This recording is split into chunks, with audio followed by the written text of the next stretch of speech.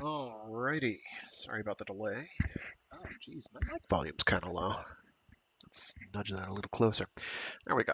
Welcome back to Warframe Wednesdays. I'm your intrepid 10 host Fraggoth. Oh, God, I need to stop saying that. And today we're doing some Warframe.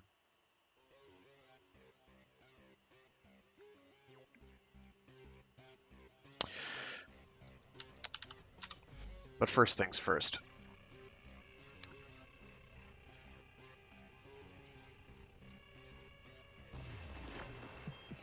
Many things have been taken from us, it's true. But fortune favors the bold, and there ain't none so I bold should as people probably with have equipped nothing to Citrine. lose. I have to turn my volume down.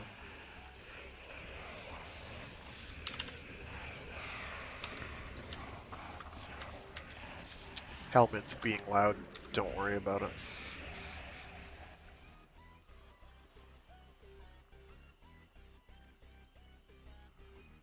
So once I have Citrine plopped in here, I will just have to do Dagath, which will be easy. It's just grinding like maybe 10 more of the mission for her particular resource. Not a problem. And then Kullervo, which is a little more involved, which I've been meaning to do, and I just kind of have been like, I'm going to put the Duviri stuff on the back burner for a hot minute so that I can do literally anything else. Which isn't to say that the Circuit and Duviri are bad. They're not. Yes, subsume. Confirm. I was about to do it again. I was saying confoim. Confoim in my head, but it will not do that. I've done that on stream before, and I felt really silly.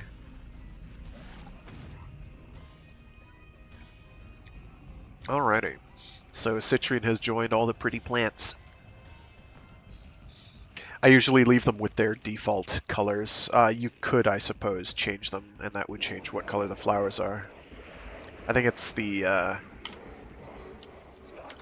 energy color, I want to say, is what it takes. I don't remember now.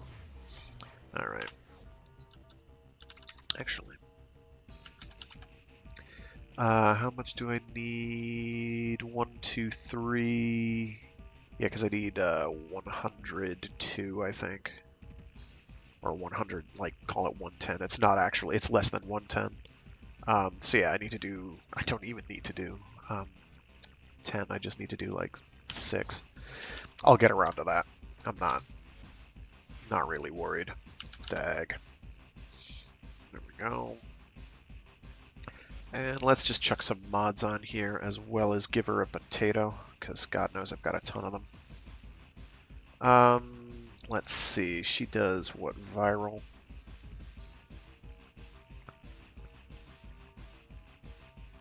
Mostly viral. I'm going to do the usual and give her...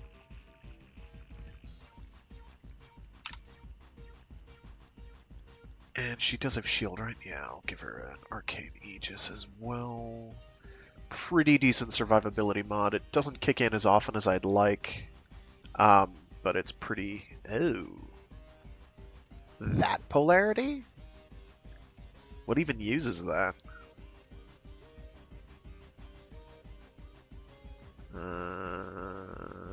Brief respite.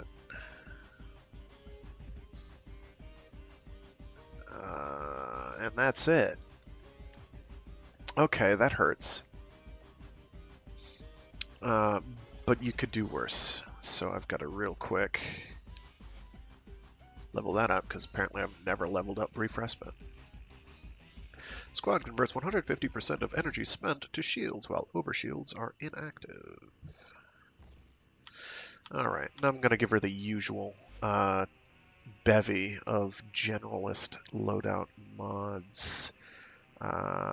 Where is adaptation? Plop. In fact, I'll probably put Prime Vigor in there too while I'm at it. Let's see. Primed Continuity, Primed Flow. I would like to get stretch on there.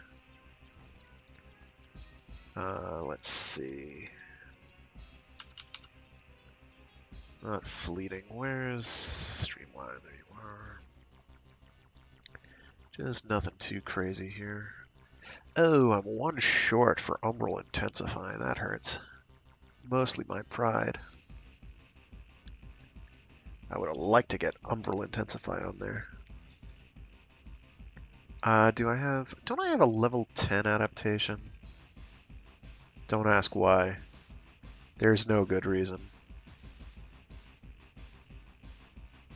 Yeah, I do. Yeah, we can do that then. We do not care about primed sure-footed. I'm not anti-primed sure-footed, but I just don't stand so close to your explosions, basically.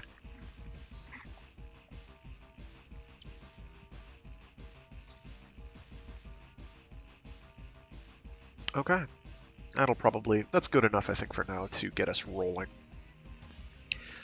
So as for her abilities, let's go to... There we go. Thank you. That's from my operator. Okay.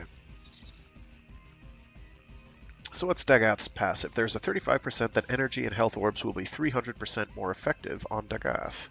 So I do not need Arcane Energize. I can probably just unequip it then. Weird Scythes.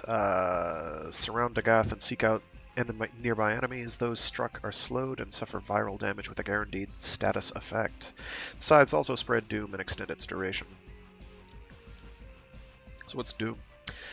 Doom, you condemn nearby enemies to their doom. A portion of the damage Dagath deals is revisited upon them by a weird scythe. They also suffer viral damage. So basically bonus hits, which is pretty good. I believe it's Weird Scythes is the one that gets Helminthed, by the way. Which is, I guess, free viral damage for cheap. Other abilities I'd probably use over it, but it's hardly bad.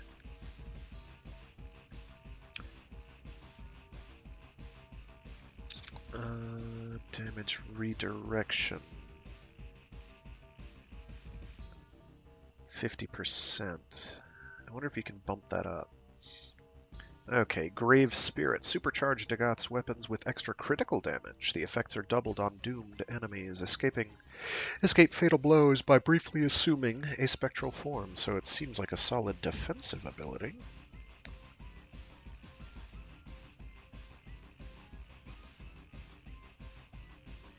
"10-second invulnerability? If you die during it..." What's the actual duration, though?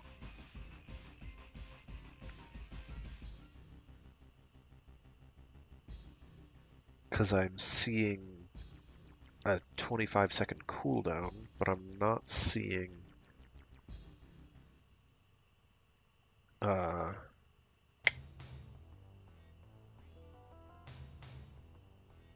not seeing how long the ability lasts. Do you just toggle it on and go ham? And then it deactivates once you die? Not really sure. And then Rahali's Cavalry. Phantom Caiths charge forth, inflicting viral damage upon all in their path. Their attack strips the defenses of doomed enemies. So basically you want to be doing Doom all the time.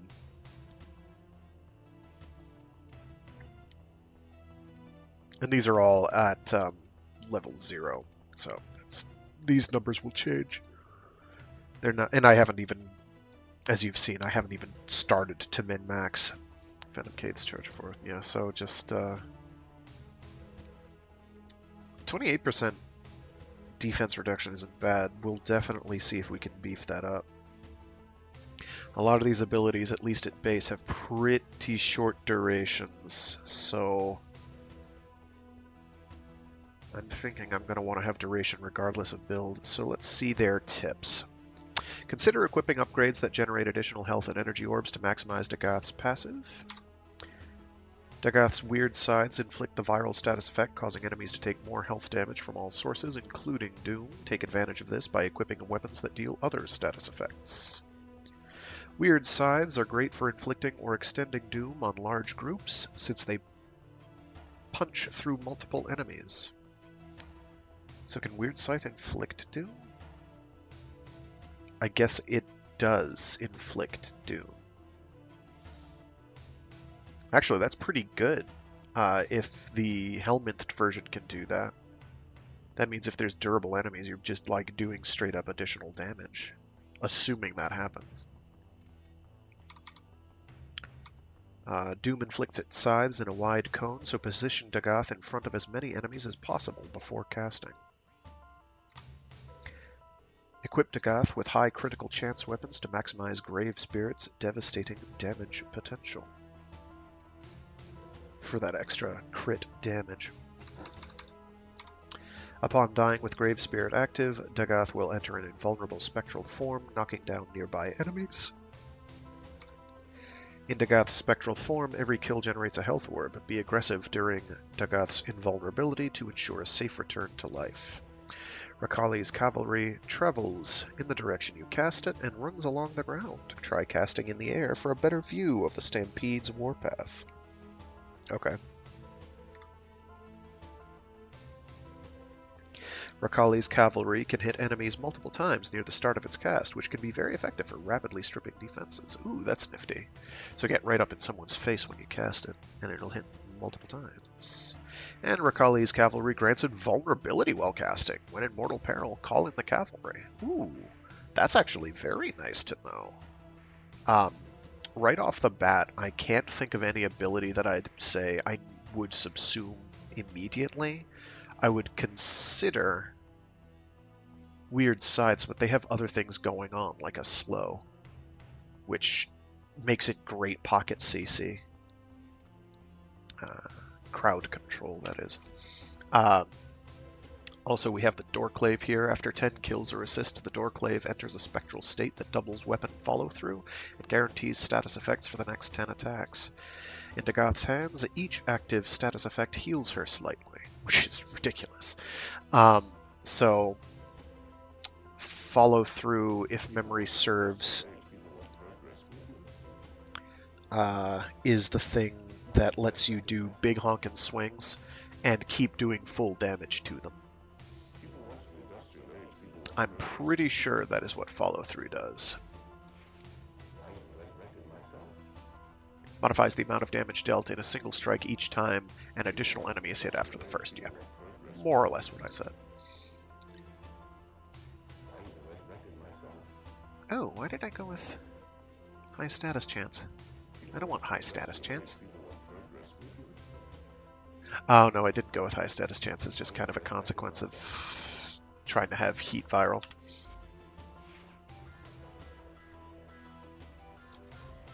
Alright, so we'll fiddle with her a bit. Oh, right, I need to...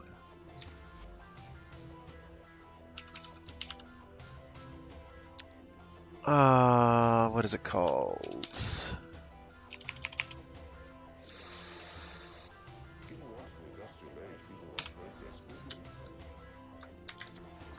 So the big reason to do lots of Plague Star, by the way.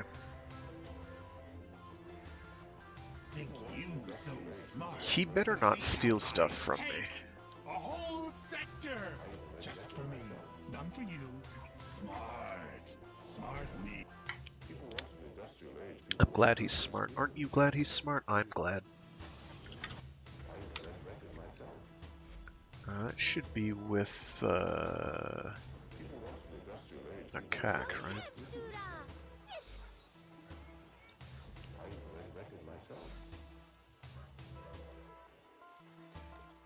Yeah.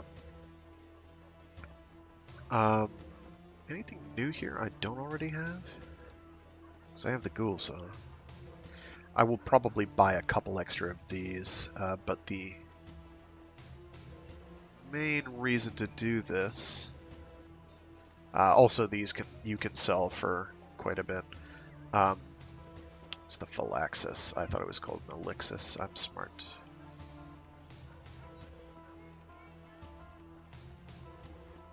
Phylaxis.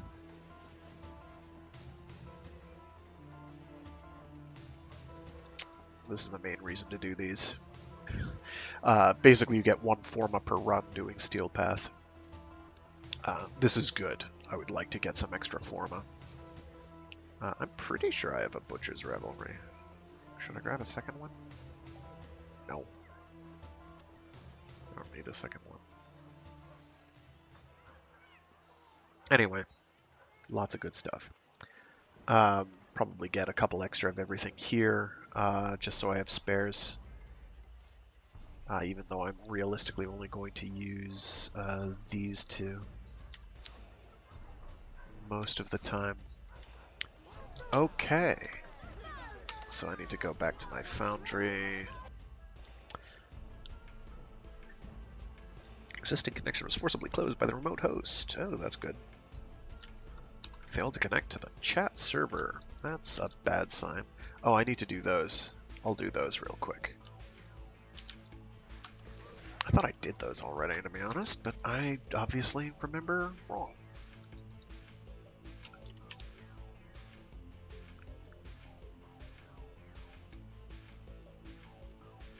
Oh, I have 53 of them. What's the other thing you need for these? There's some other... Give me a sec. Some other thing you need for these... Infested Catalyst is the other thing. That's the one.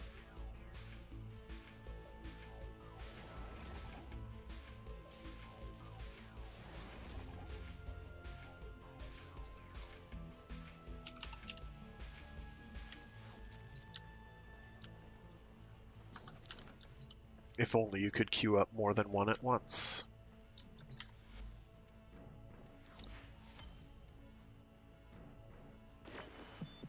Nora sleeps better knowing her dreams. That's right, Necromex should be usable there too. That'll be pretty neat.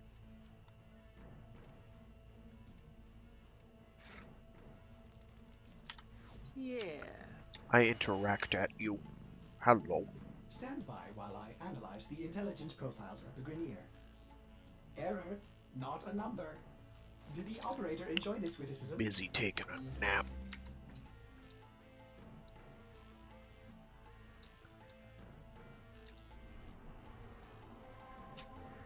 Alright, with Dagath. Operator, my foundry system has completed a build.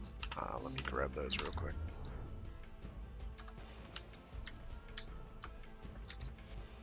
So I think you can use up to 4 of them, I think. I do have to keep an eye on my some of my resources. You don't need to equip them in your wheel anymore either. They are just there automatically now, which is nice.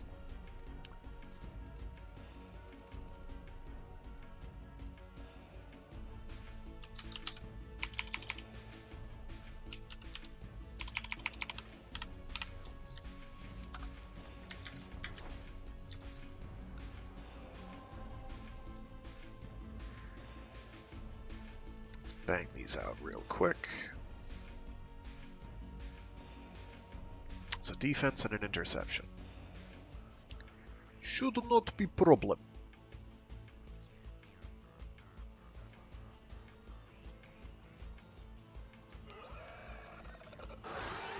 Just infested noises. Give me a sec.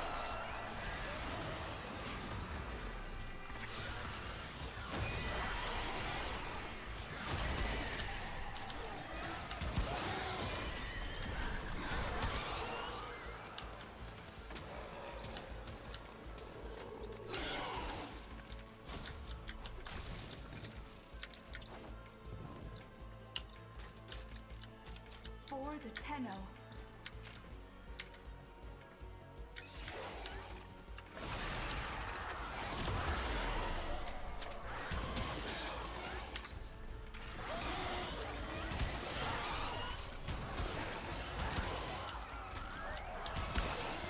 I almost feel sorry.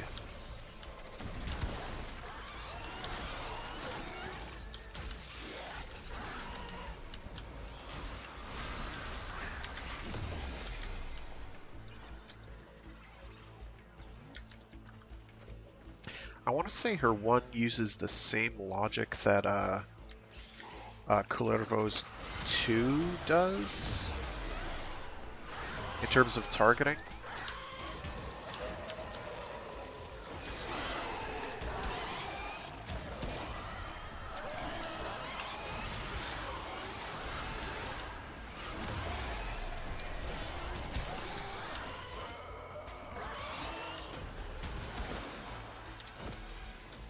Transferred, still holding. Make sure that my fans are on. Okay, yeah, they are. Alrighty.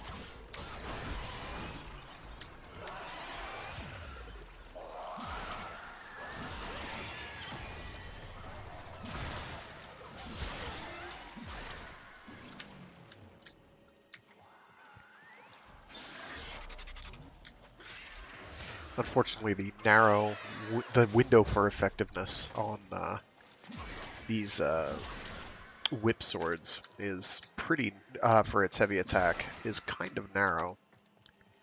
Because anything that's too fragile is generally just gonna die. And anything durable enough to not die from it is probably something you want to be keeping your distance from anyway.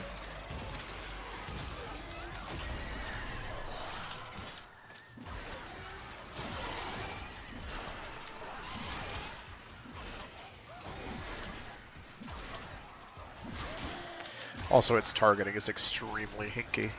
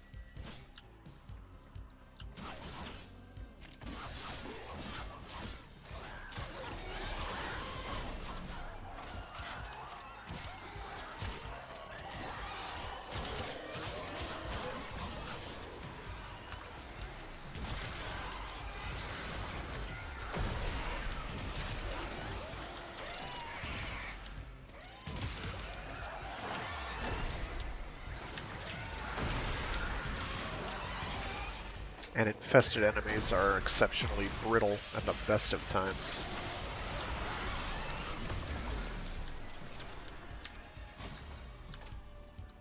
There may be something I'm not fully comprehending about how Doom works. It may require you to use her one. I don't think so, though.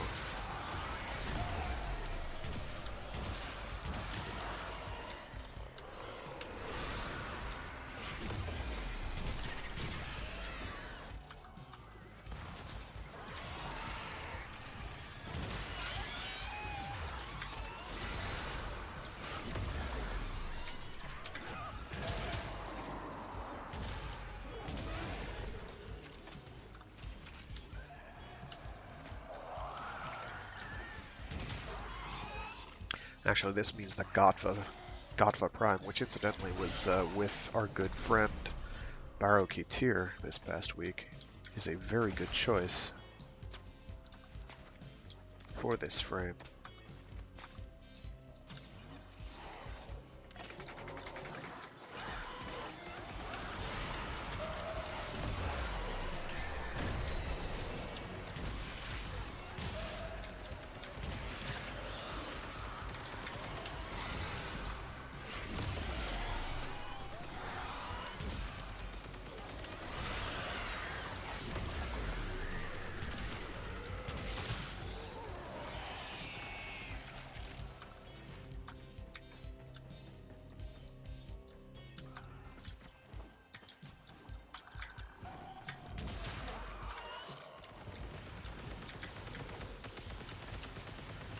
That's the last of them. Objective is secure. Let's go home.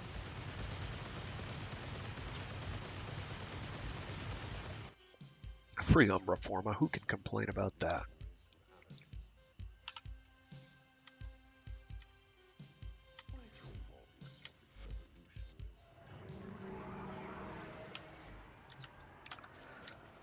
Actually, what's a good crit-focused secondary?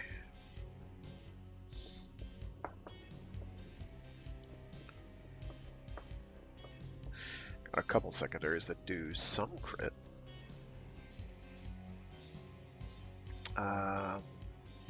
Oh, Boom Shroom, I think, actually is all crits all the time, isn't it? All set. Serviced your weapons myself. Yep, all crit all the time. Partly because, well, actually no, that has no crit bonus to it at all. So, Boom Shroom. It's pretty good.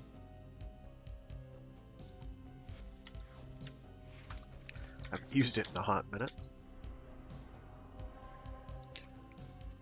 Alrighty. Whoops.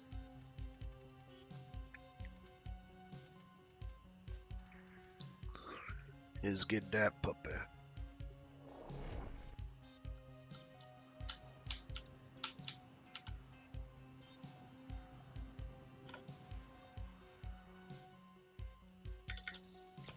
We have located the enemy's planetary communication towers. Capture the towers and remain So in control interceptions. long enough They're to fun. decode incoming messages. So, the Corpus are just a cult, worshipping money. This map's a classic. This is like one of the first of the new regime of maps when they first were like, when they came out of closed beta and they were like, we're doing some big updates.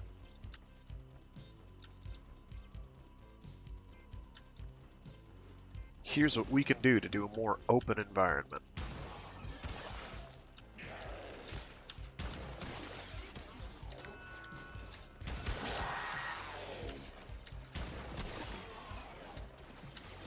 This tower is ours now.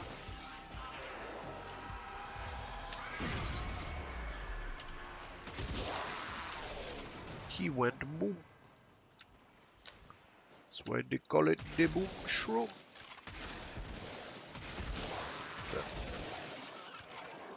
It's an infinite ammo cluster explosive, don't worry about it. Thanks, Kit Guns.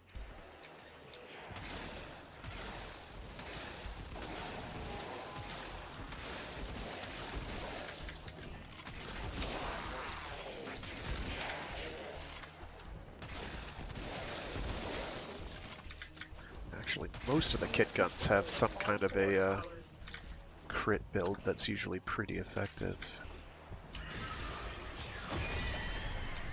That you're invincible during the deploy is pretty great.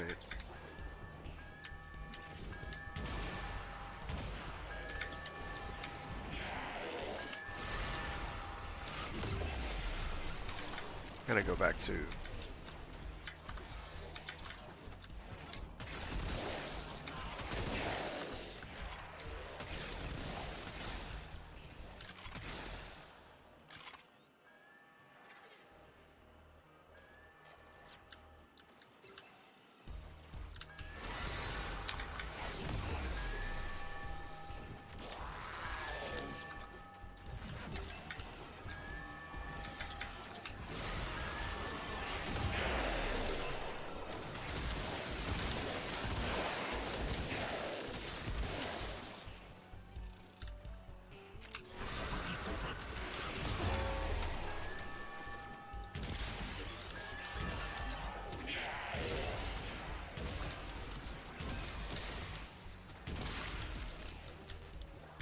Yeah, so her 3 acts kind of like a passive, basically.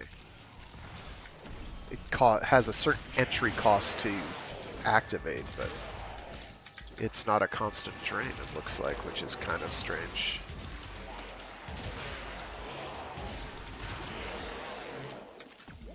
So it's almost like she's got 2 passives, really.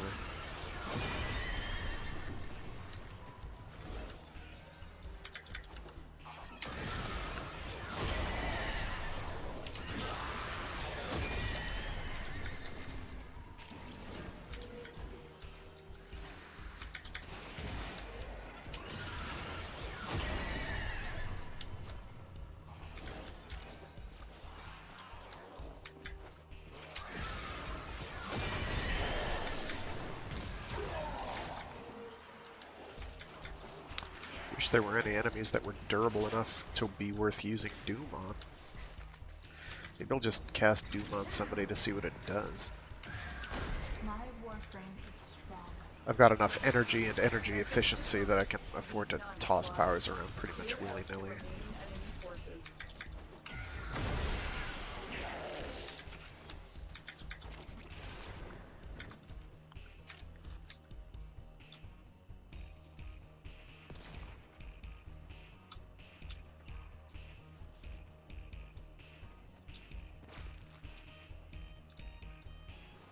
I have detected another message incoming. Capture and decode the signal.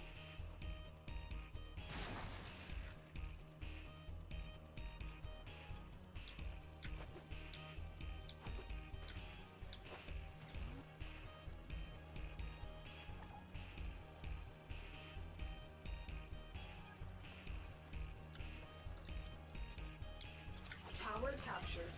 Beginning stream decode now. We are dominating. Keep it up.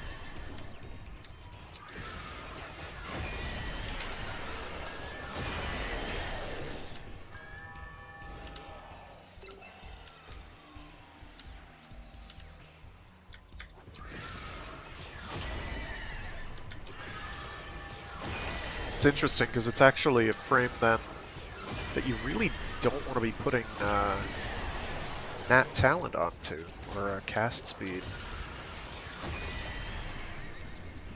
Because she's benefiting directly from how long her cast takes.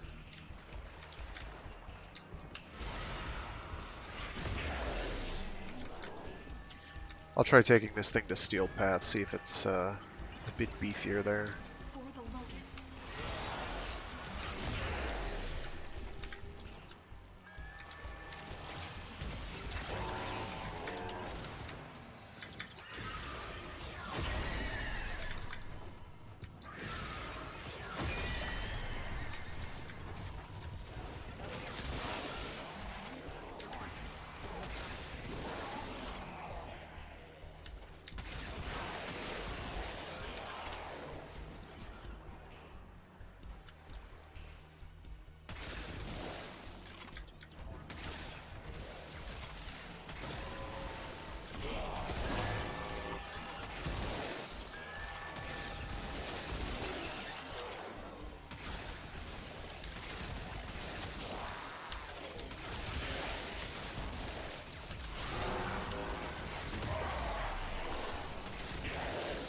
Also pretty sure that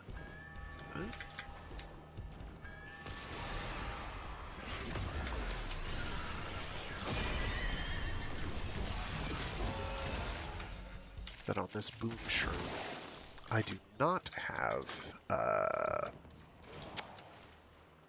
explosive radius increases, because honestly infinite ammo makes up for it.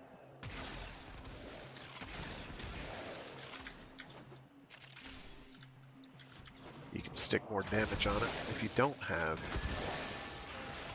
a 16 cost prime fulmination or whatever it is for pistols. Oh, hello, didn't see you.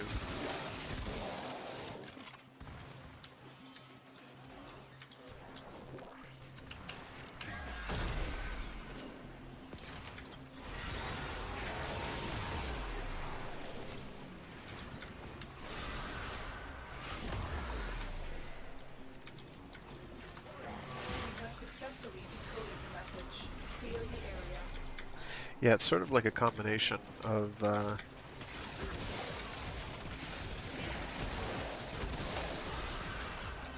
well, her one rather is a combination of Kullervo's 2 and Yareli's 1, where she gets the spinning blades around her, which is fairly respectable. The data you have collected here today will go a long way in supporting our cause. Bunch of freeform, I can always use more.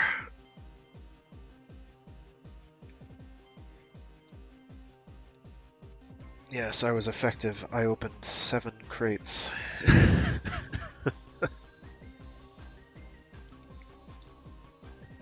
Wow, up to rank 24 already. Very, very nice.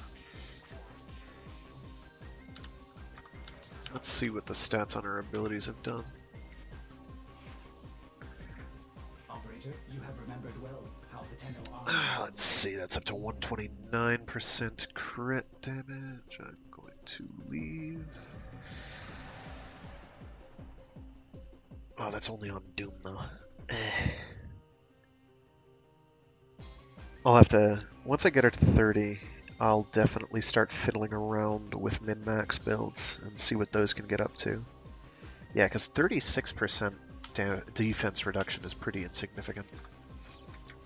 It's not bad. I mean, we'll always take that. Just double check, make sure I don't have anything full there. I do not.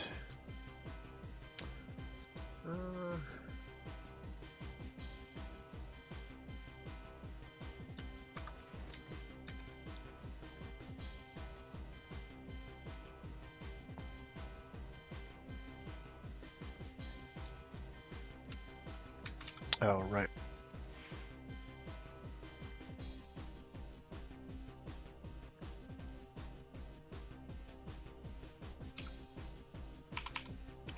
What's that thing called? Fenmore.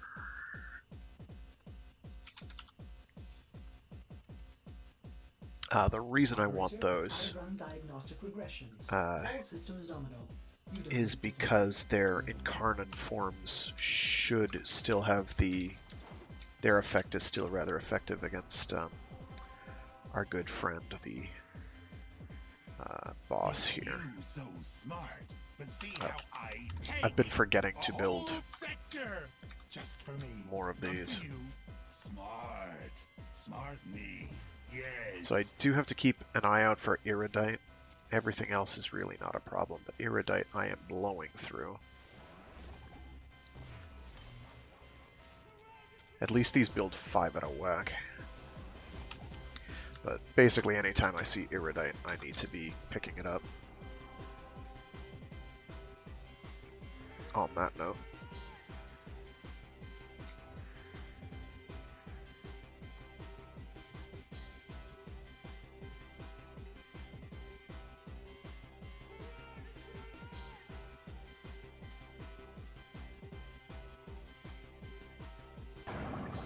Crew, I am ready.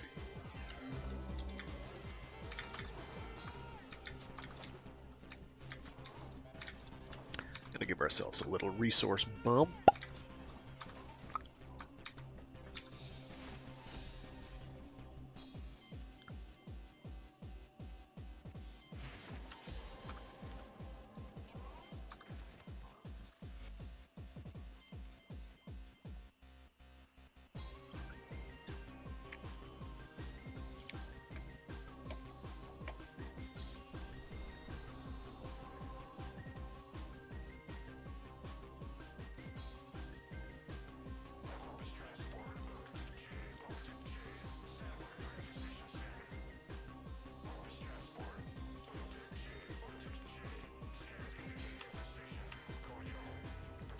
Okay, I'm going to hope that my Lich isn't going to steal things from me. If he is, then we're going to have to make some adjustments. Namely, hunt our Lich down and not kill them, but get their ass to Mars. Get them off of Earth so that they stop stealing my resources. The main thing that I'm doing these for, that he's not going to take, is there we go. Say heck, he has toxin enough to destroy the boil. Yep. No, There's no way to skip this. flourish. Why? To see the infested succeed where he has failed. To see them destroy Cetus. Infestation. My uncle, in Moon, sold minerals aboard the market near Eris. Quite popular with deep system traders. At least it was. They were broadsided by one of these boils. It spread fast. They could have run, risked taking it with them. Instead, they turned off life support and blew out escape pods. Decades later, it still orbits Eris, writhing. One voice repeating the same message over and over. We are dead. Leave us, and do not look back. My uncle's voice. Failed here, Tenno, and that will be the fate of Cetus. Be a warning for the living, from a place where none may tread. Thanks. Times killer. I should have just gone to bounties. Lost the No. glades. Yep. Steel Path, that's the one we're going for. So these are great for relics, as you can see. But the reason we're doing it is for Plague Star Renown, which we then trade in for Forma, mostly. Mostly Forma. A couple other things, but mostly Forma. Yes, it's Steel Path. Yes, that's a certain point of concern. No, I'm not too worried. Honestly, the thing I'm worried about is getting crits. Is getting headshots. I need you to take the hex toxin and kill the boil. That's what I'm worried about. So I need to find things with noggins that I can shoot in the face. I will let this plague run wild over Cetus. In, he thinks. I will use poison to exterminate the infestation. Once So- its work is done, the quills see doom in his plan. I'm also waiting for anyone to join me here. The boil I did needs not to want be to do that. destroyed now, before it becomes unstoppable. We know Vahek has Thrax toxin stored deep underground. We'll use that. One ill to cure another, eh? Rise from your cold beds. At least there's ghoul stuff going on at the same time. Isn't that nice? From your mouth and kill.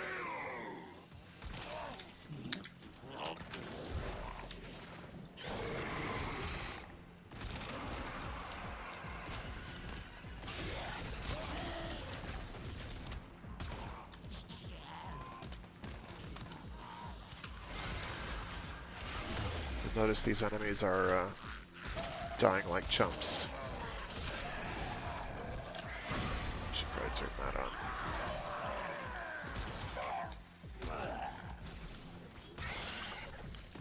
Oh good, there's a wisp. So wisp is one that I'm usually more than happy to do.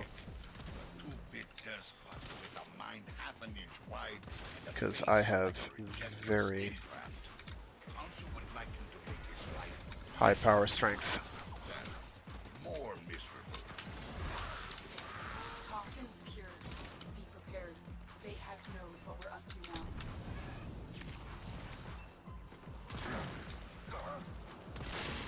I am directing you to the location of a Grineer chemical mixer.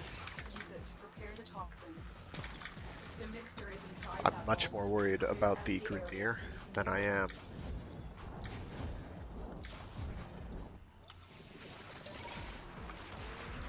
any of these other schmucks. These Grineer are durable.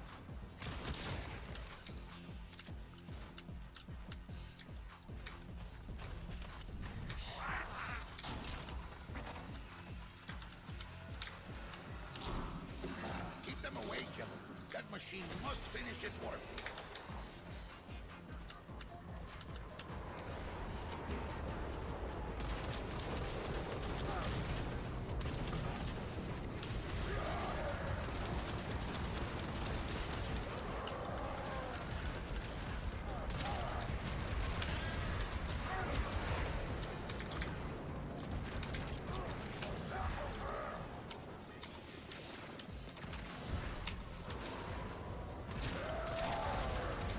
I am not going to be using my incarnate forms on these until the Plague Star stuff actually we're fighting the relevant enemy.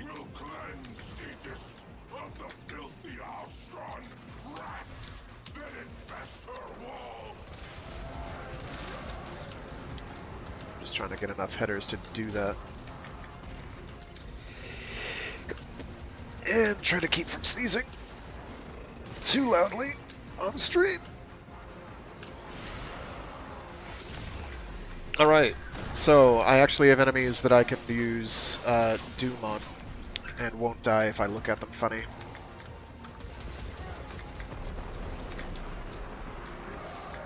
Oh, hi. No, don't do that. There we go. Ow. Oh, okay. I did not.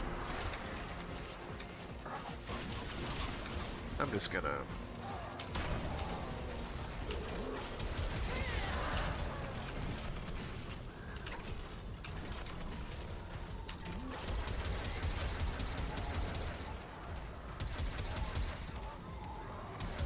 No sense in doing this the hard way.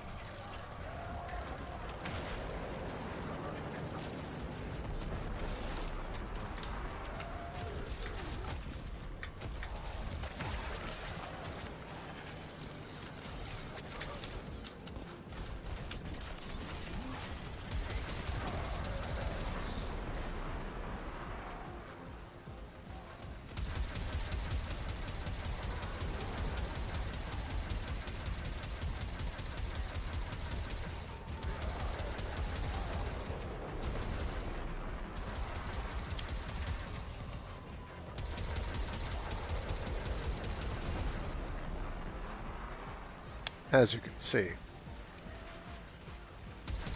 it works. That it? It's ready.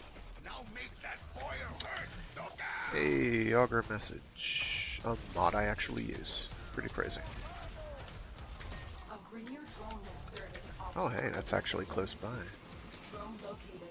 Hack in and insert the Thrax toxin. I'll steer it toward boil.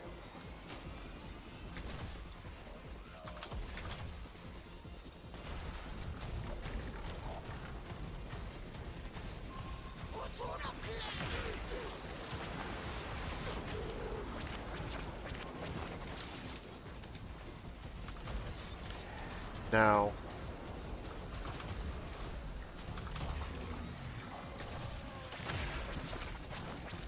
there's some point I wanted to expound on, and I'm forgetting what it was. Oh, right. Team comps.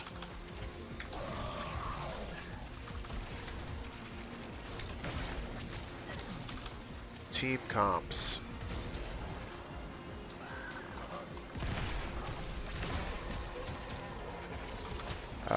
Give me a minute. I'm trying way too hard to concentrate on this. There's a bunch of different team comps that you can go with. Roles that people generally want filled are something for speeding things up. Why would you jump into that? The toxin has triggered peristalsis. Antibody production is estimated. Prepare for a massive immune response. Get that up and running. Get... Wow, I'm hurting. That up and running.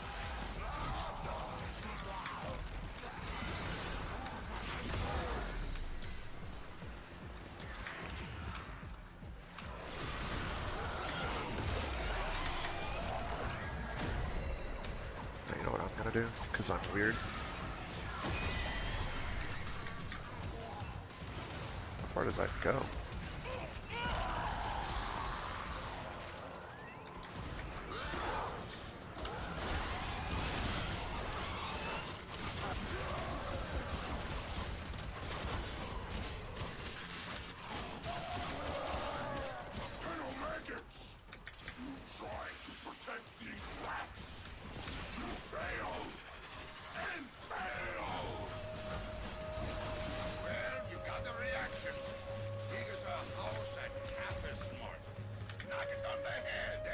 Okay.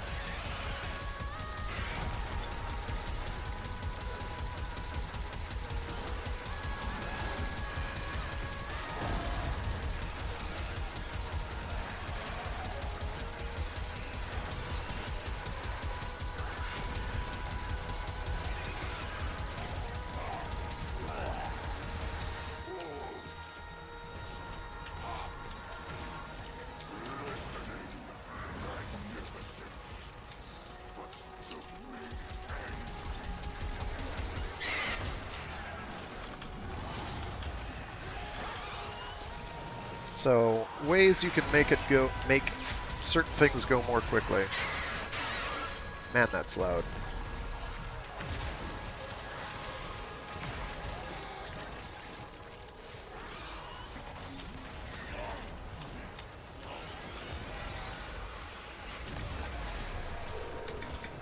Oh, hey. What are you doing over here? What is that doing there?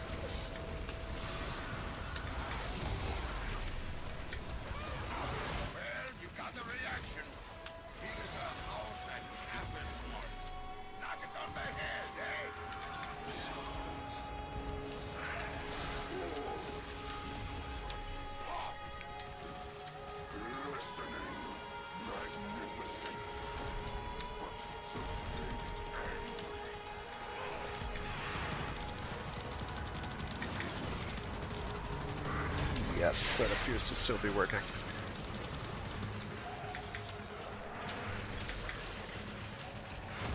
Oh boy, nope, somebody already got it.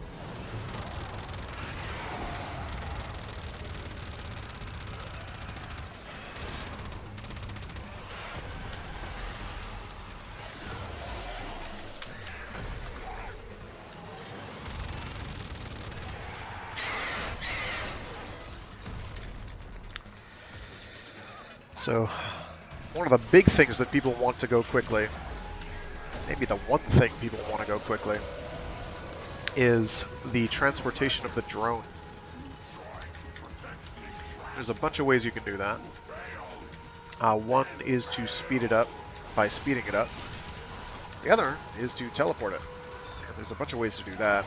If you're really good, I'm not, you can teleport it using wormhole from Nova. But you have to get the aiming very right, and it's constantly moving, and it's a very narrow window that it'll go through. So usually that's, most people aren't going to do that.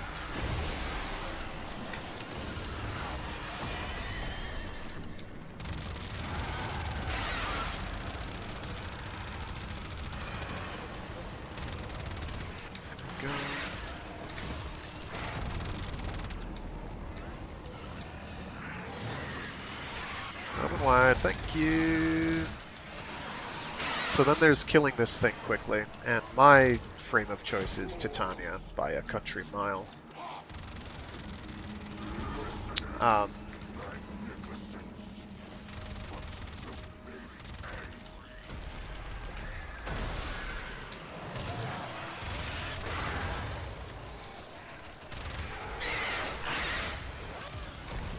gotta get headers again.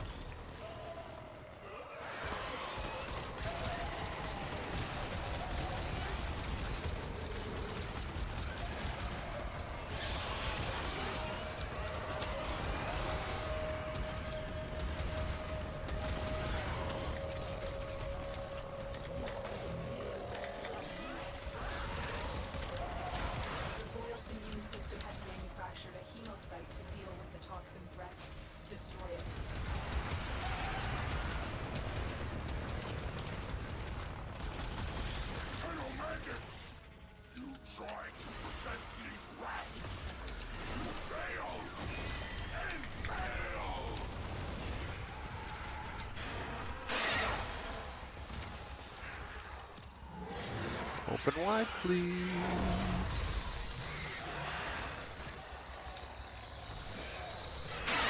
Today, maybe. Thanks.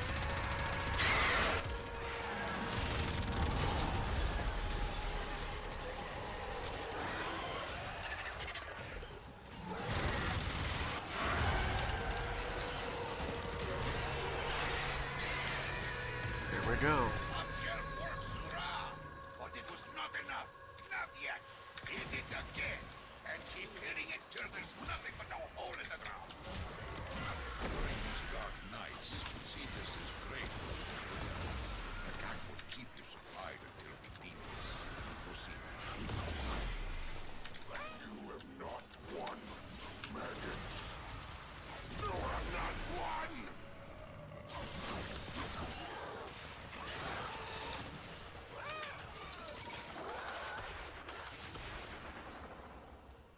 I am going to switch frames because I should be rank 30 now.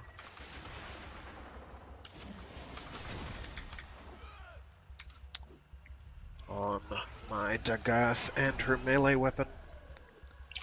And I would like to switch.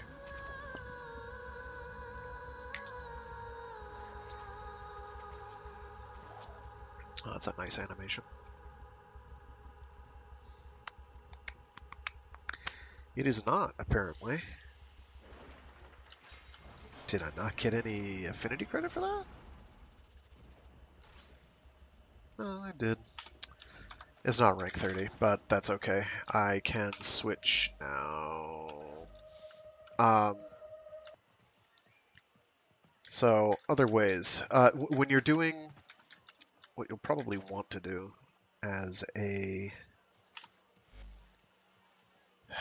So I lost track of whatever I was conversing about before.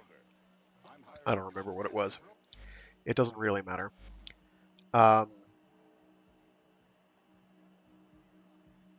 do have a Speedva. Okay. I need to get a Plague Star 3, so I'm going to cobble together a Wisp Prime. I don't need Fenmore. I don't really need anything.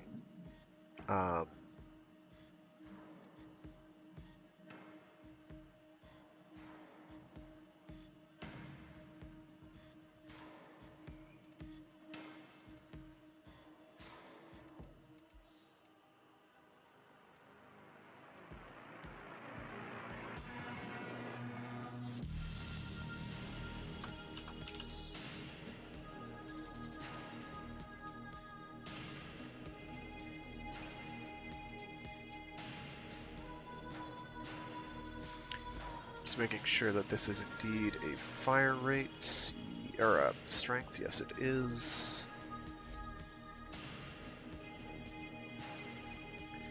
And for weapons,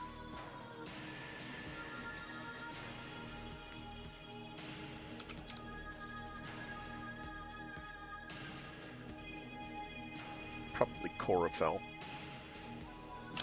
The problem is I need to check to see what the thing is weak to.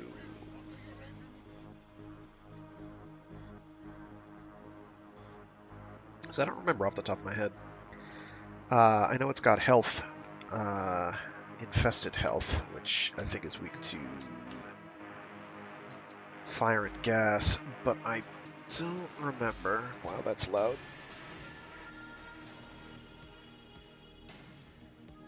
Enemies, factions, infested.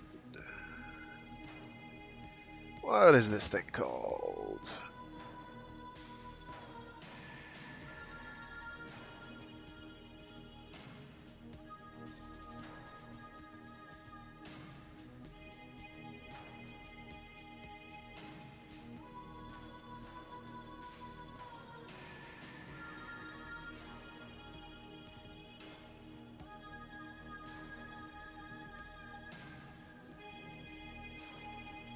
Emicide, there we go. Let's see.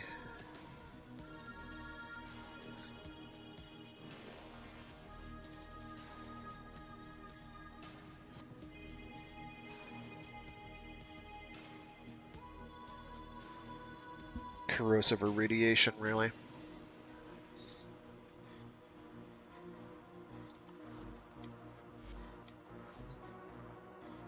Heat, I'm pretty sure, was fine either way. You are incapable of producing the hydraulic effort required to unstick your tongue from the roof of your mouth the following morning.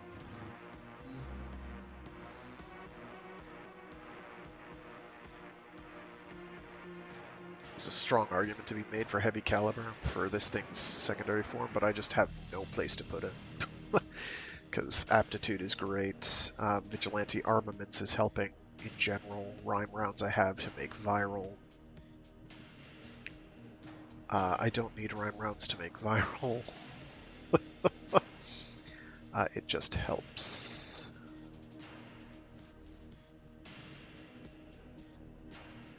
More status is good. And we have a lot of status.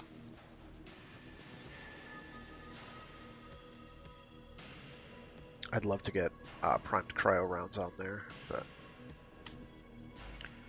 not looking super likely.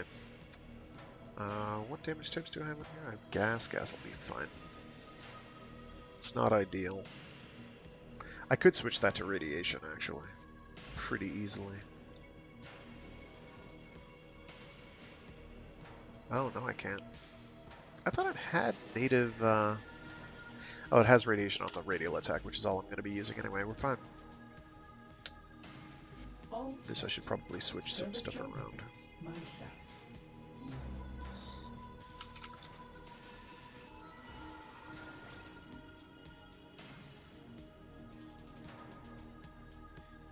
It's not ideal, but it will serve.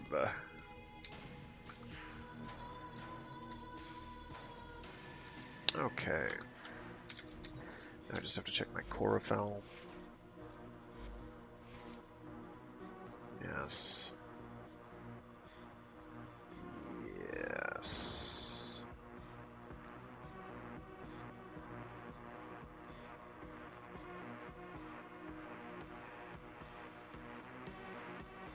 Does it have heat by default? It looks like it does.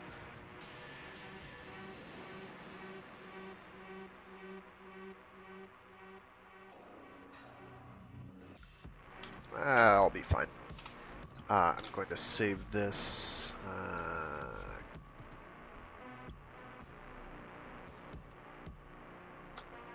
Plague Star 3.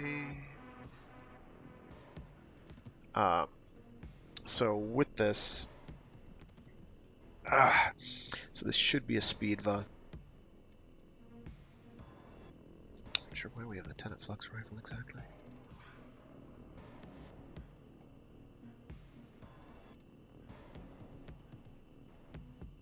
Not sure why I have the Imperative Vandal exactly. And I should probably get... So the other way to transport the drone quickly is with... let's go to default loadouts. I'm going to keep the same weapons low-key with switch teleports. And I have a range 1 here. Yes, there we go. Safeguard switch. Switch with an enemy for 3 seconds invulnerability. Switch with an ally to give ally 6 seconds of invulnerability, which bumps up to down to 5.7 because I have no duration. That's fine. So Loki is going to feel fairly toothless much of the time. This is Loki life until you have to move the drone, at which point you become God and you are able to teleport it how far? 210 meters at a whack. And so long as you're very, very speedy, or people in your party are willing to get switch teleported, sometimes they are, sometimes they aren't, you can do this very quickly. And if you've got one of those ones where where the destination of the drone is 1.2 kilometers away, you will love your switch teleport Loki. I'm not going to do that this time, though. I'm going to make sure that is on range. Yes, it is. I'm going to save that as Plague Star 3. So now we have most of the roles that people are generally going to ask for. People also ask for Volt, because Volt's speed can affect the drone, I believe. I'm usually most at home. Did I? I did.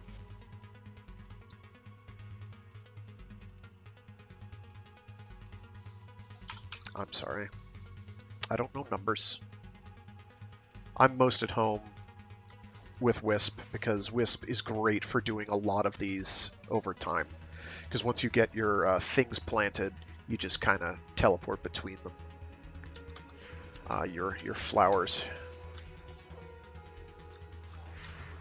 Let me see what I've got on this. I'm pretty sure this has Roar on it. For a little bit of extra oomph. Oh no, I have Gloom on here. That's not helpful. I might need to get rid of that. I can get rid of that.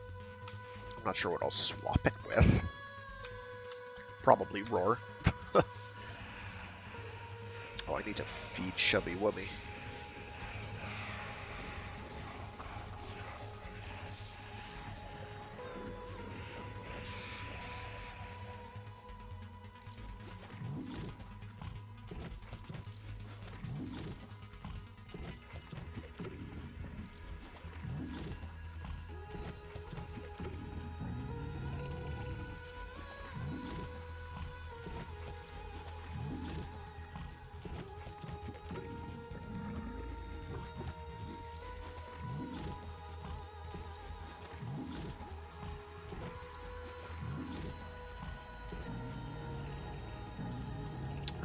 Let's see. Probably Roar. Roar is easy. What's it called is always a good choice. Zata's Whisper is never bad.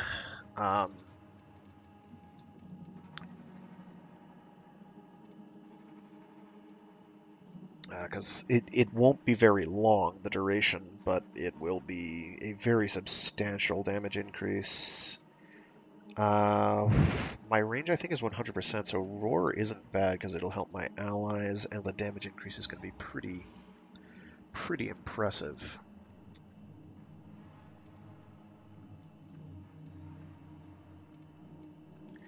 We keep Breach Surge, because Breach Surge is one of the best abilities in the game. Let's feed Chubby Wubby again, and hope we're not double dipping too much here. Oh, really? These are added to the list too? 250 at a whack? Do you know? That's insanity. No. No, I'm not going to feed it 250 of that. Get out. You're insane.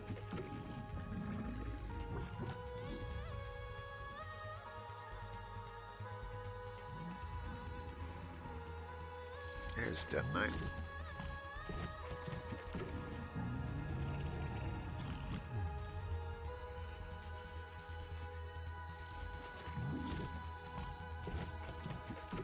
I'm not gonna feed him that.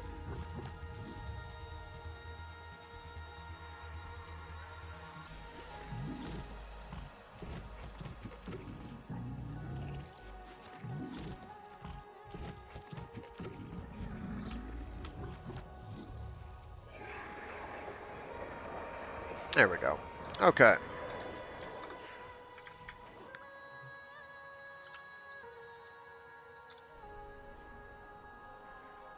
Sector is mine. I didn't see him take anything from me, so I'm just gonna proceed as if he hasn't.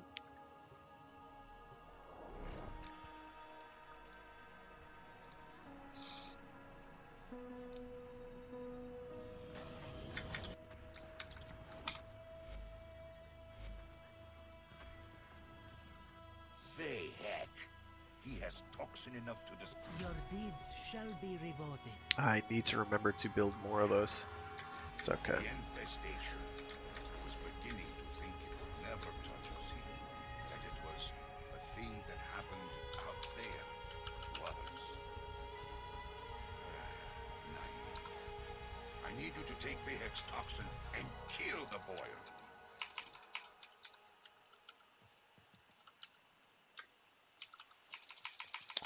Oh, geez, what is it? It's something...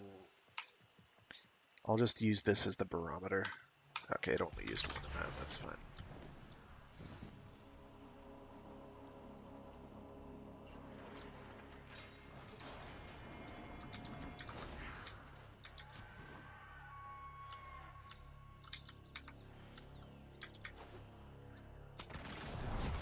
First, Vahek thinks, I will let this plague run wild over Cetus. Then he thinks, I will use poison to exterminate the infestation once its work is done. The Quills see doom in his plan.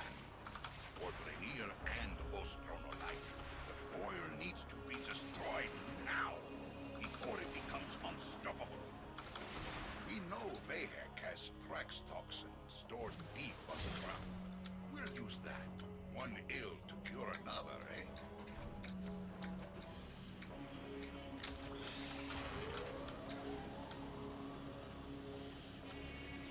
These first three stages rather, are the longest part. Or the part that actually requires player input, rather. Hardest, in air quotes, part.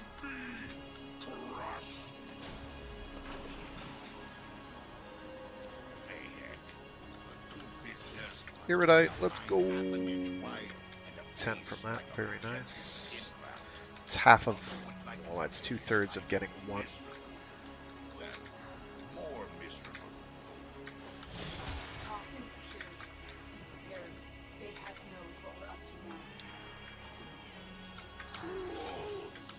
There we go. Time to play. Jeez. Can't I just leave this? No, I can't. I do have to actually go up through here and find where the actual exit is. I am directing you to the location of a clear chemical mixer. Use it to prepare the Uh-oh. toxin. The mixer It's is not going to inside like that. Clear out the area so we can use it. I've got to be more careful.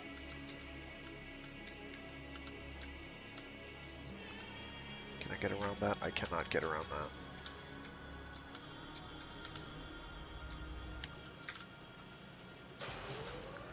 Normally I let other people do this bit because things like that tend to happen.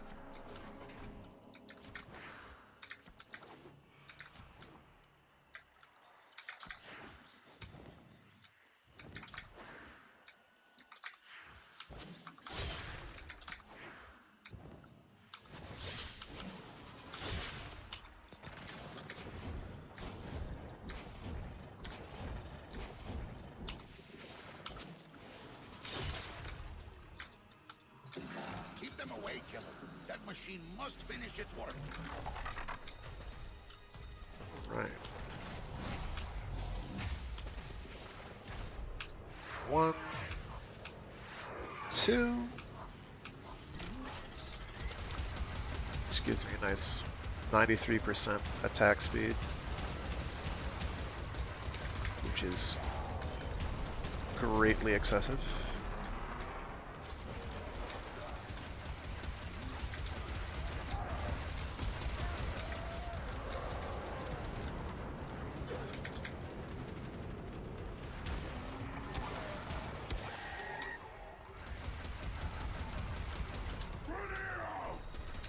Soon the Ostron rats of Cetus will flee in panic. And when they do, we'll hunt them for sport.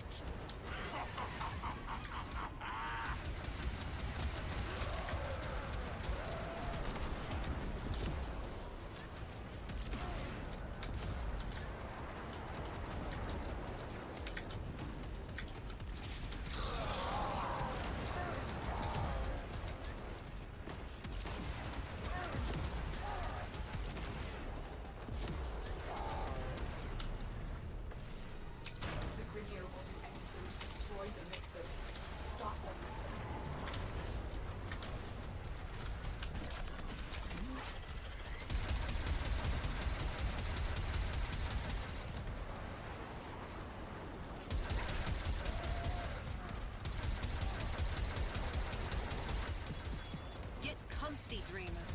One of our own believes they are the equal of our foe, and baby, they are acting like it.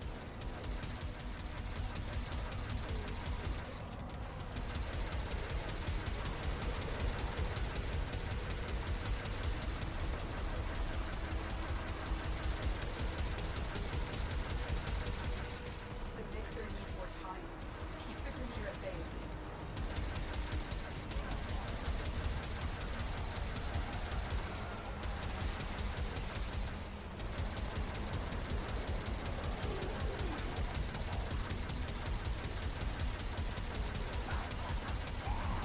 There it is.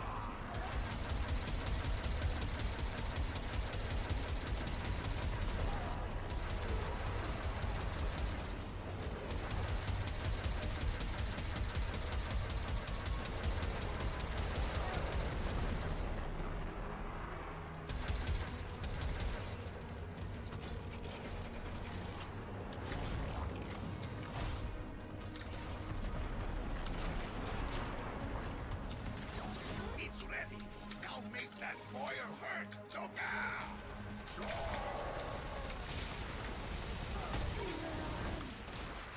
A Grineer drone will serve. Drone located. Hack in and insert the Thrax toxin. I'll steer it toward the border.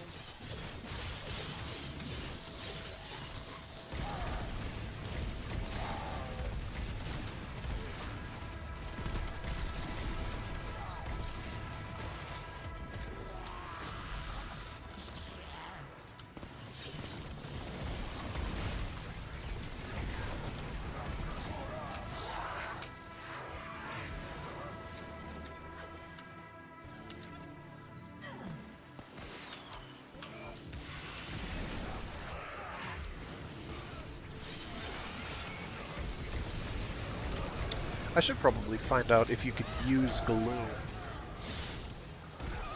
to speed enemies up.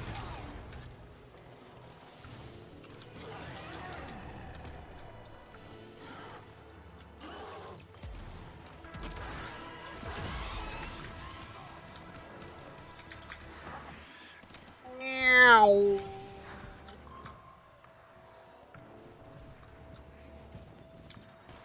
So I think we have a Volt. Possibly it's also been spiked with my speed boost as well, but it is absolutely flying. So fast that I think newer players would struggle to keep up.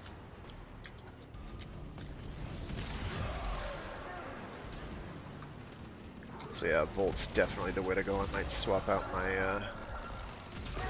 Now that its pathing doesn't seem to be such a complete disaster.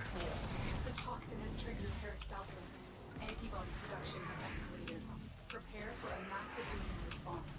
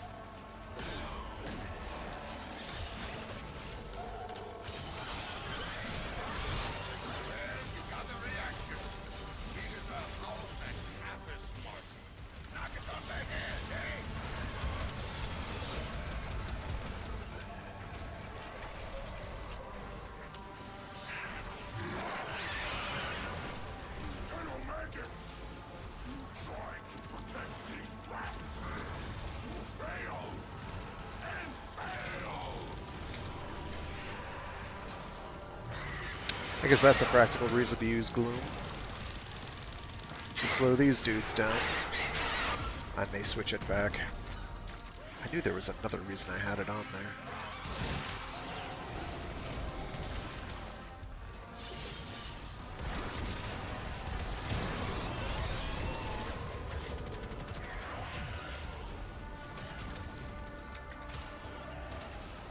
The Boreal's immune system has manufactured a hemocyte to deal with the toxin threat. Destroy it.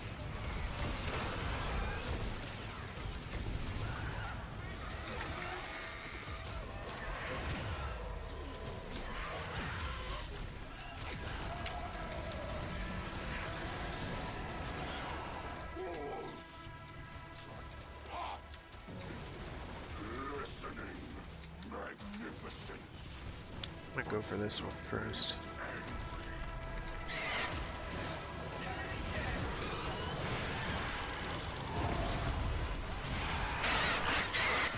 Whoa. Oh, my buff must have run out. Cool, cool.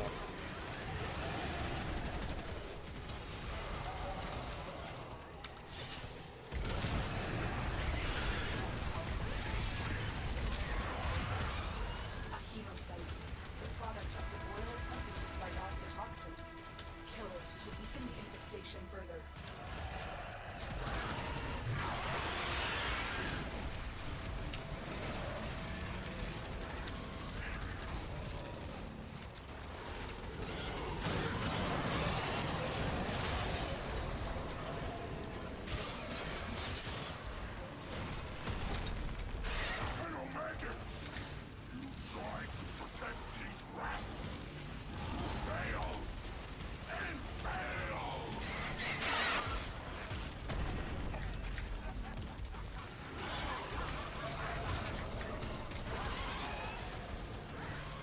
I don't actually remember what cystoliths do offhand.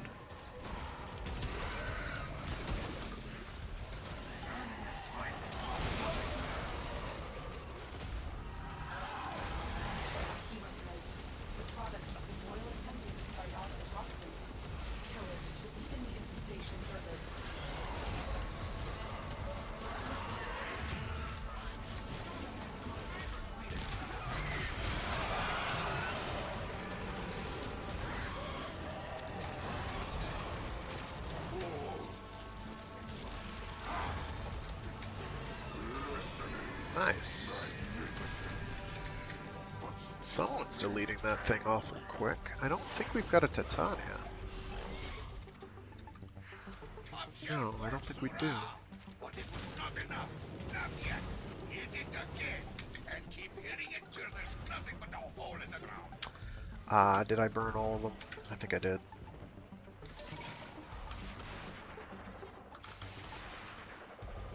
Thought I had it placed. I did not.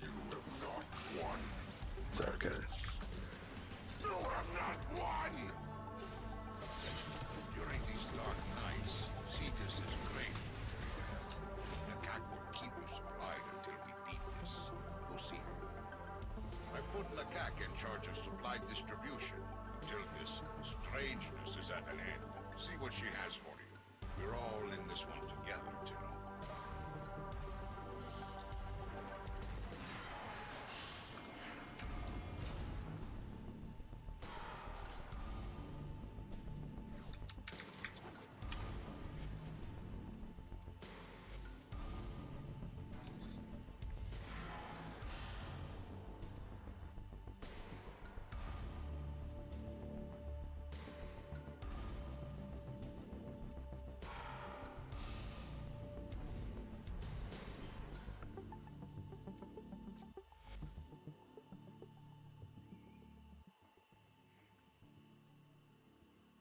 Whatever, having roar isn't bad either.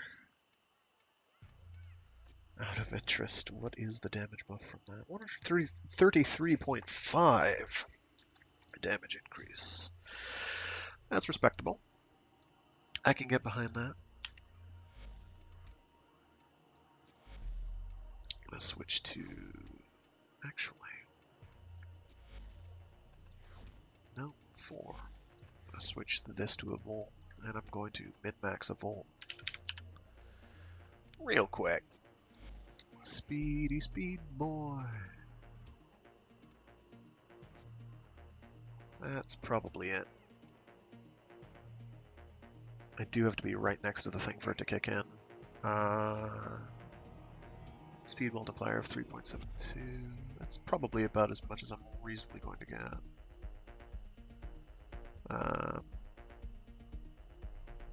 Oh man, I'm 1 point off. If I put steel on there, I can fit on,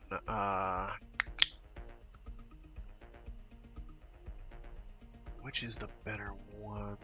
Strength.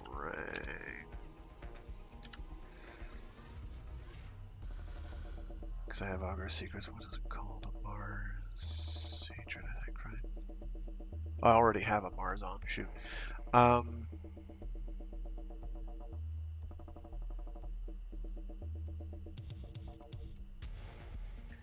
other augments does he have? Shocking speed. While moving under the effects of speed, enemies within 3 meters will take electricity damage. Yeah, who cares? Shock, discharge, shield. Yeah, the big one is speed. So I can put another Umbral mod on, which will. We got vitality and fiber. Probably vitality, because who cares about armor really? Which bumps it up by another 11 points.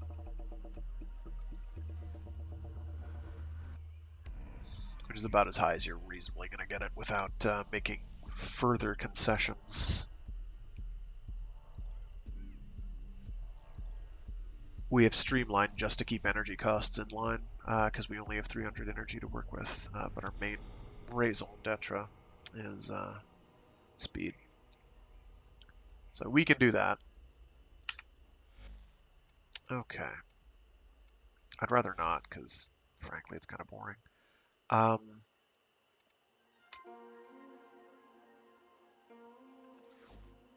going to switch to my Plague Star, a dose. Why do I have Piranha Prime? Good question. That's for armor stripping. I know that. I honestly have no idea why I have you on when I could have literally anything else.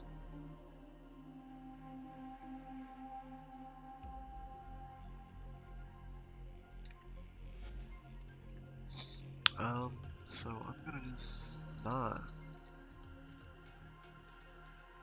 Not that it really matters, I guess. At the end of the day, right?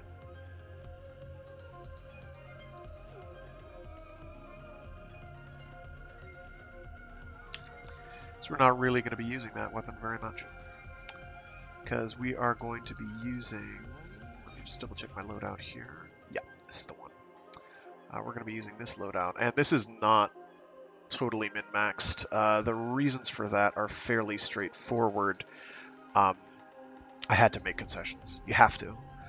Because you want to have duration or efficiency. And efficiency is much harder to build than duration is. So you build for that. This does have growing power. This does have Arcane Pistolier. It is going to be very hard to get Arcane Pistolier to kick in because I need headers for that. We just really don't have many opportunities to get headshots. There are a few. They can happen. When the way this build really takes off, though, is if there is a Wisp in the party, at which point we go Bert. Let me just double check my Dex Pixia Prime here. Yep. You going for crit isn't a bad idea either, but this is good enough. Mostly because your crit chance is never all that high, is the big difficulty there. You do want to have Galvanized Diffusion, and you probably want to have Galvanized Shot because you're going to have status. And status is good. But going for boosted crit isn't a bad idea either. I feel like I'm missing a crit mod here.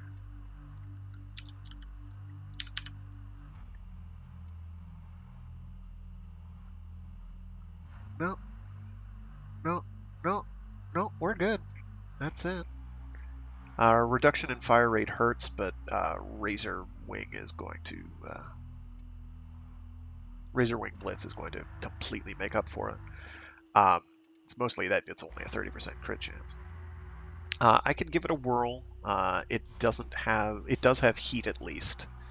But it's, as you can see, doing a substantial chunk less damage, which is being made up mostly by the crit multiplier, and that's going to kick in reasonably frequently. I'll give that a whirl. And crits are effective against the damage reducers, but they're not perfect. give this a whirl. If it works, great. If it doesn't, Dark well, we'll cry times, about it. killer. In times past, we've lost entire markets, entire clades I don't to the infestation. really care. There we go. Alright, chop chop. I'm gonna be totally brutally honest with you, bruh.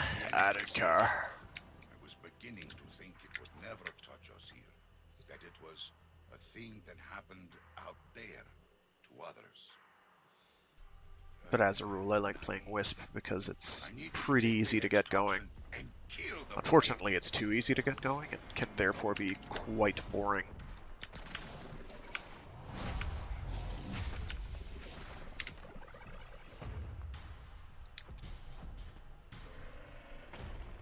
Oh, there's a thumper already. Cool.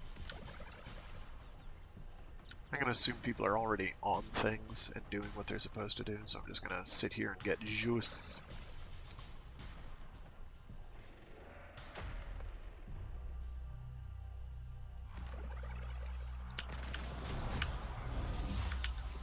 A two-bit despot with a mind half an inch wide and a face like a rejected skin graft. Council would like you to make his life miserable. Then, more miserable. Toxin secured. Be prepared. They had no That's doing nothing. I don't like those. Steel Path are even more obnoxious because they're extremely durable. I am directing you to the location of a Grenier chemical mixer. Use it to prepare the toxin. The mixer is inside that vault. Clear out the area so we can use it.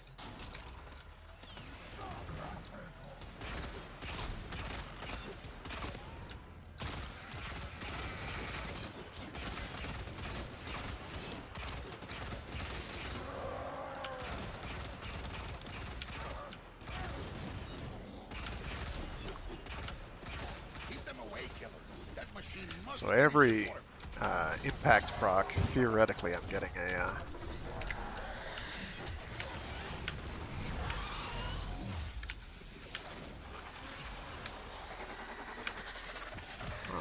2, 3, 4. I need to get a header.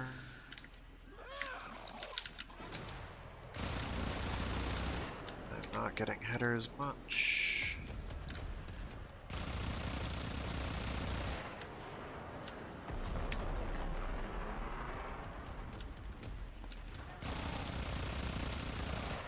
This boil will cleanse Cetus of the filthy Alstron rats that infest her walls. There's some easy comparisons I could be making here between certain geopolitical concerns and other ones. Possibly with relation to proximity and displacement, but I'm not going to do it because it's low-hanging fruit.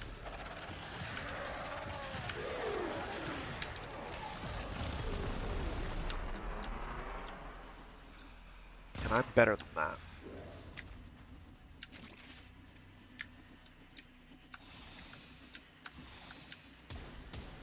The Grenier will do anything to destroy the Wow, mixer. that was a Stop them. pretty solid 1, 2, 3 tap, I think. Maybe he shot more than that.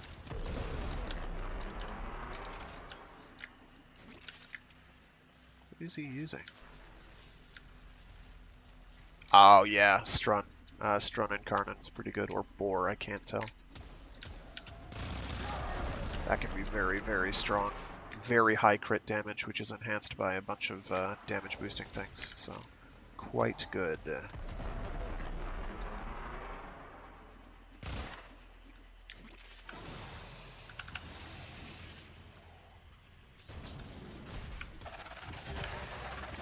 mixer needs more time. Keep the Grenier at bay.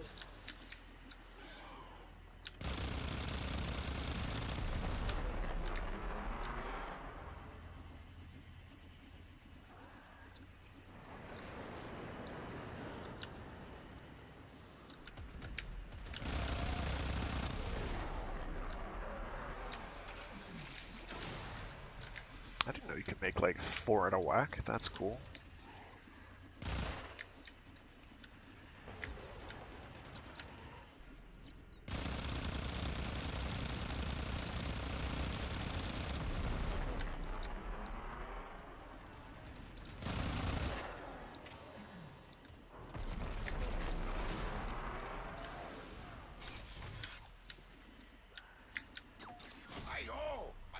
are singeing just looking at that stuff. Go shove it into the boil. A Grenier drone will serve as an This is going to be optimal one that's system. really far I away. marked one on your map. Drone located. Hack in and insert the Thrax toxin. I'll steer it toward boil. We just try and tap to keep up with it.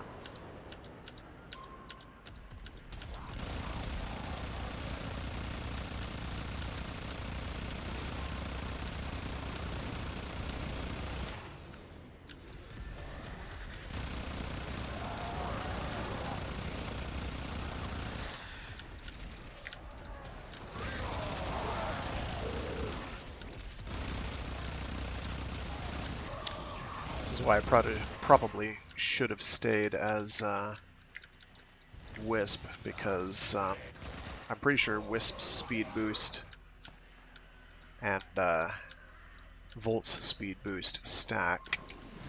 I may be wrong.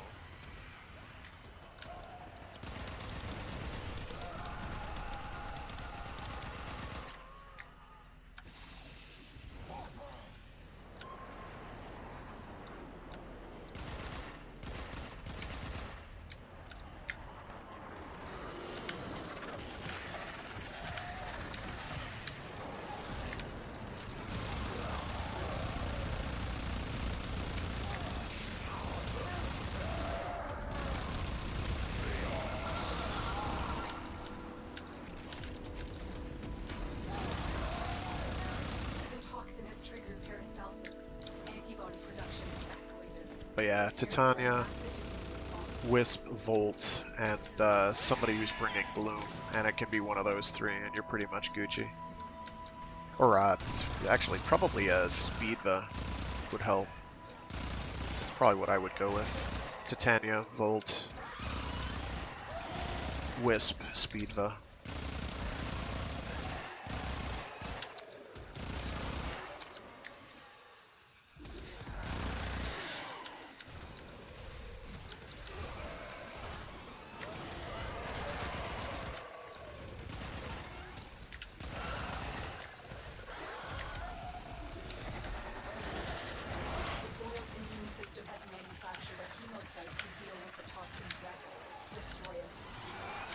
Alright, I'm on. Once this thing shows up.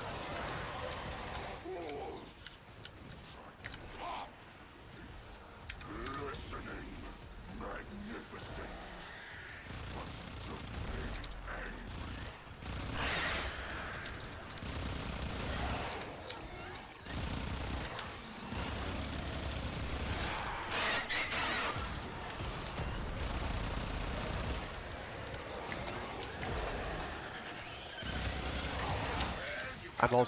I keep accidentally blowing these up, and I need to not do that, because these spawn enemies, which lets you kill more infested faster, which brings down this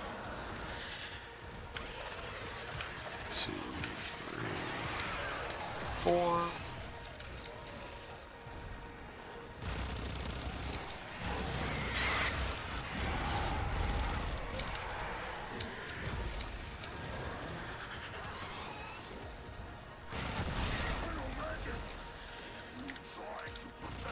Crits are working pretty well. I think I'm getting other boosts, but...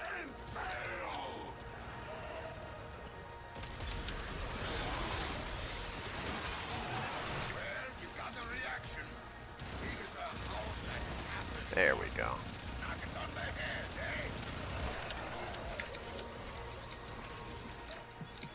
The path to greatness is walked one step at a time.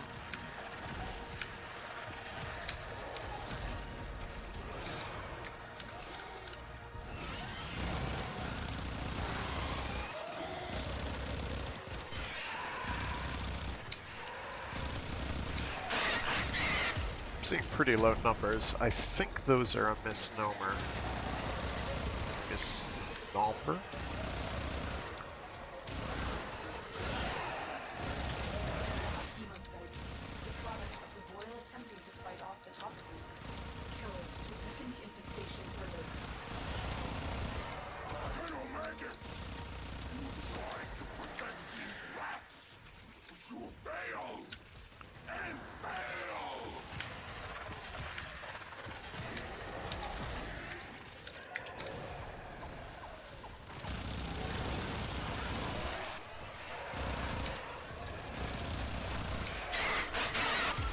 Well, they're definitely dying.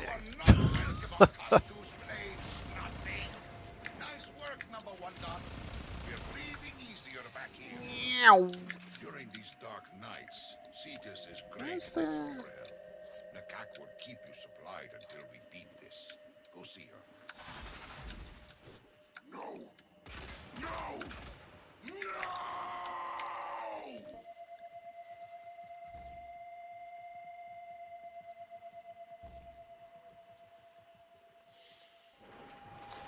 So let's see if our good friend the Lich stole anything from me. They did not, so we're good. And we're up to a fair amount of operational supply.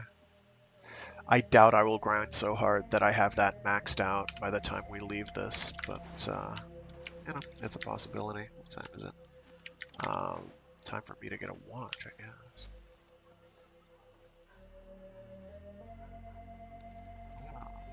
Leave the squad.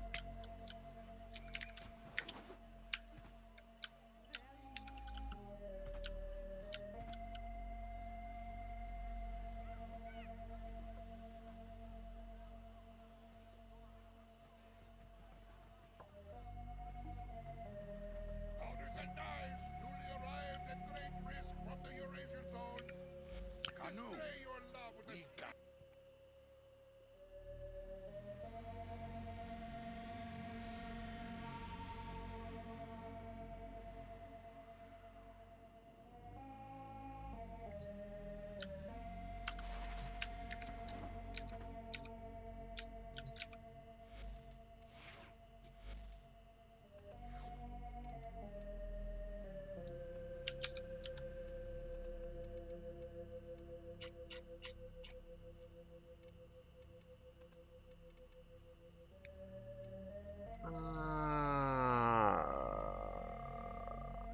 Yeah, I could go with that.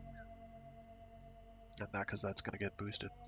We're almost at the point where I can start making builds. Let's make a strength build. I still have to go with brief respite again. I do not need arcane energize realistically. So I might go with Aegis and Grace just to cover all my bases. The bolt ones are kind of... Can I just, like, cap that out? Demulcent. Do I have a theorem? Demol... That's the one. Oh, yes, I can just cap it out. Knock. Now, who would be knocking all the way out here? Operator, I don't think you should answer that.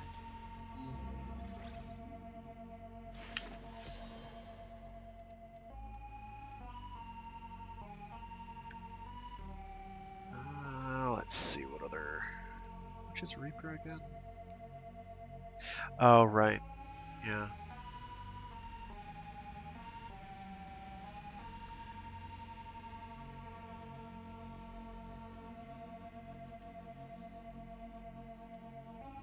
Jeez, we almost have that capped out.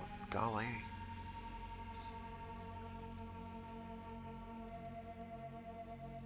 Arcane Guardian isn't too terrible, although I think it's kind of...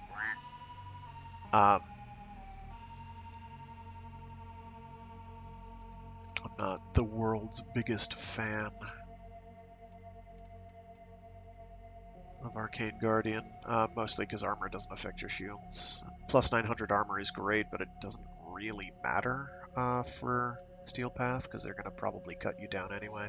The same can broadly be said about Arcane Grace. Arcane Aegis winds up helping you with your shield gating. So it's not bad. What's ultimatum again? Finisher kill, we absolutely don't care about that. There is something to be said for Molt Vigor.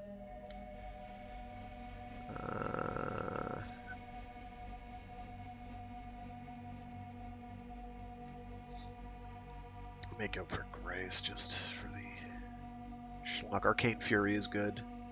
As long as you've got a melee weapon that's getting crits, you're just going to have boosted melee damage all the time. It's quite strong. In fact, that's probably good for the Doorclave even, because you can just go pure crit and not care. But I'll go for defensive capabilities. So we'll make a strength build. Wrong one.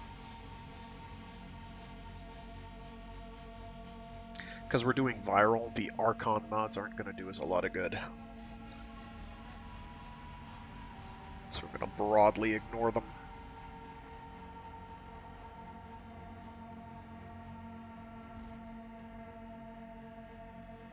Okay.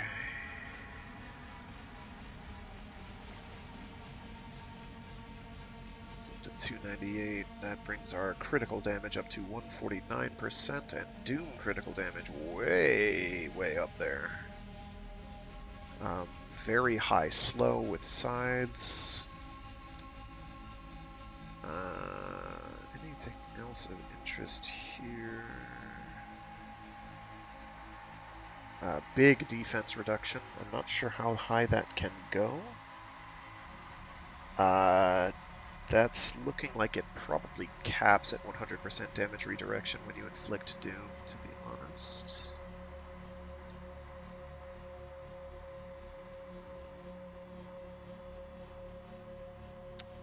Probably it is. Might as well get that on there, get that taken care of. Okay, so that gets us into... It's not perfect, but it's most of our power strength, except for Augur Secrets, which we do want on there. Now the difficulty becomes duration. Also, how much do we care about range? It doesn't matter for our 3. It does matter for our everything else, I think. Actually, no, that's based on duration. For our 4, for the defense reduction, which looks like it only goes to 100%. So we can definitely plop narrow-minded in there and not really suffer over much for it. I don't like the reduction in range. I don't think it's ideal. But if it means we're right up in things' face, we're going to be killing stuff to death constantly. It's going to be very, very good. So that's actually a pretty good start. Our defensive capabilities are lacking. This is very glass cannon, but for a start, that's not too shabby. I'm happy with that. Get another V polarity in. I'm not going to put an Umbral Forma on there. I don't do that unless it's a Prime, basically. God knows I have enough of them, so it's not actually that big a deal, but I generally reserve them for Primes and Primes only. Yeah, V polarity for transient fortitude, maybe another one to get primed continuity on there to boost our durations, but those aren't that essential, come to think of it.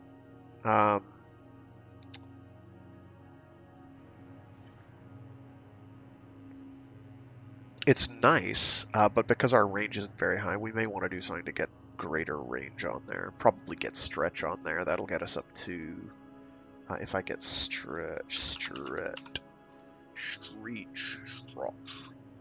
on there will bump up our range to 79%, which gets us to 10 meters, which isn't very far.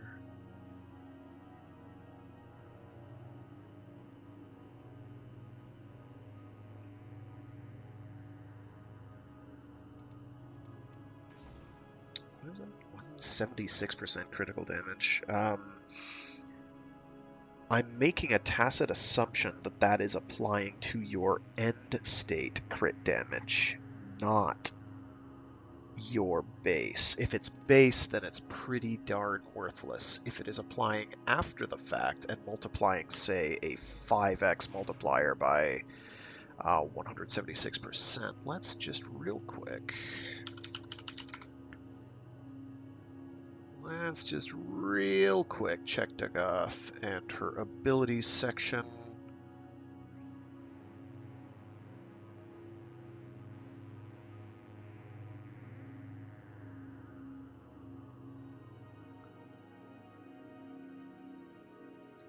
There we go. Doom.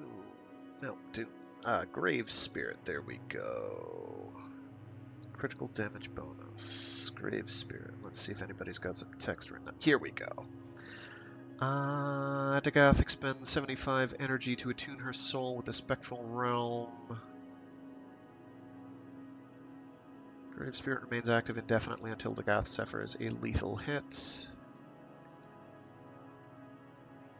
Okay, here we go. Critical damage bonus stacks additively with critical damage mods such as Vital Sense. Critical damage bonus percentage appears beside Dagath's hit points indicator as a Grave Spirit buff icon, and when active, spirit particles emit.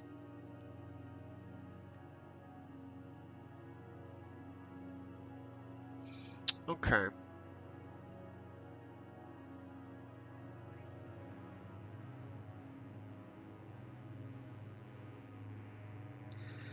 That's not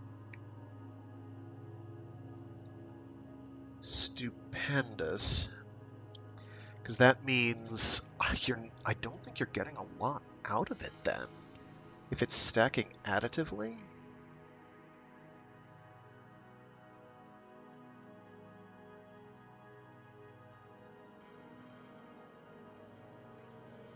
Doesn't that mean that, therefore, let's check this real quick. I had a crit weapon, here it is. 8.4x crit multiplier then isn't doubling that crit damage, it's doing additively with crit. I wish I could see the math equation, because that would help me out here.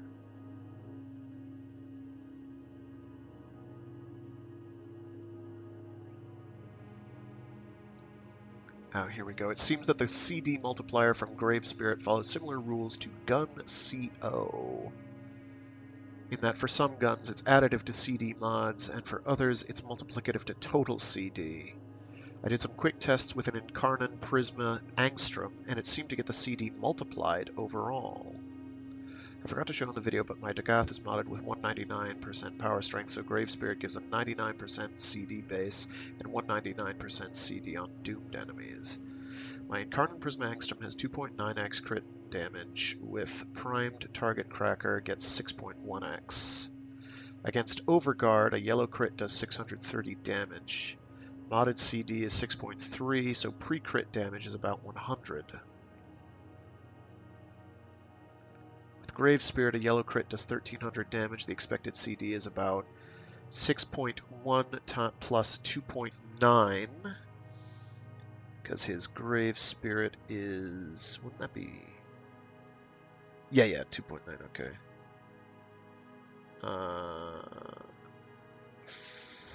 Which comes to 9x for 900 damage, but CD comes out to be 1300 divided by 100 equals 13x, or about 2x modded CD.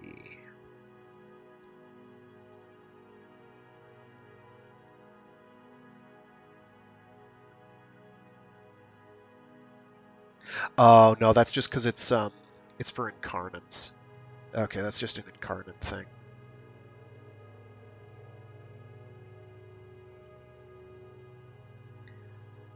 So the position then...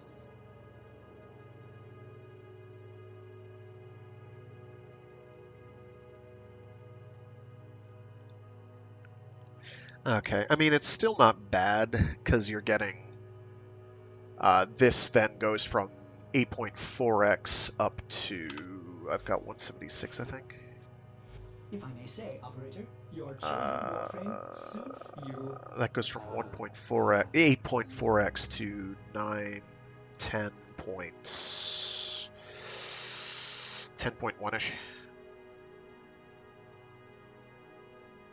10.15x, basically, which is by no means bad.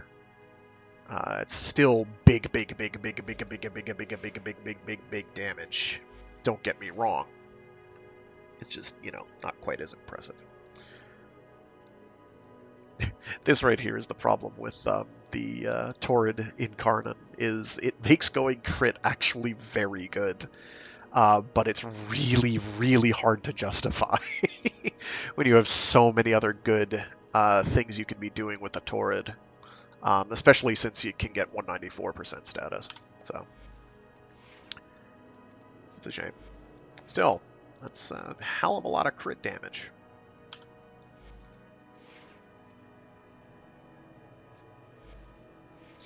Anyway.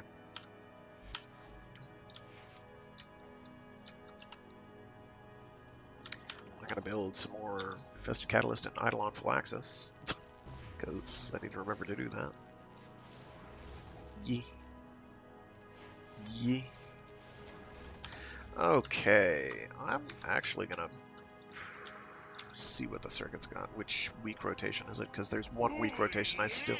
Shush. Scepter falls into my hands. All gone, all Cancel. mine. Last Yes, player. Sector. To switch to Yes. Steel Path, because I forgot to switch to Steel Path. There we go. Much better.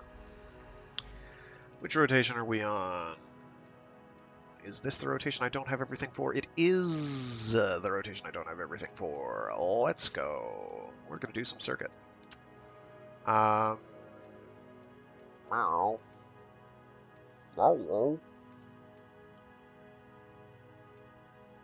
Good timing. I already have one of these, right? I could get one for the Gorgon Wraith too. Why not? Integrity is good. Functionality at 100%. I guess I'll do that. Process is a Okay. success. Excellent.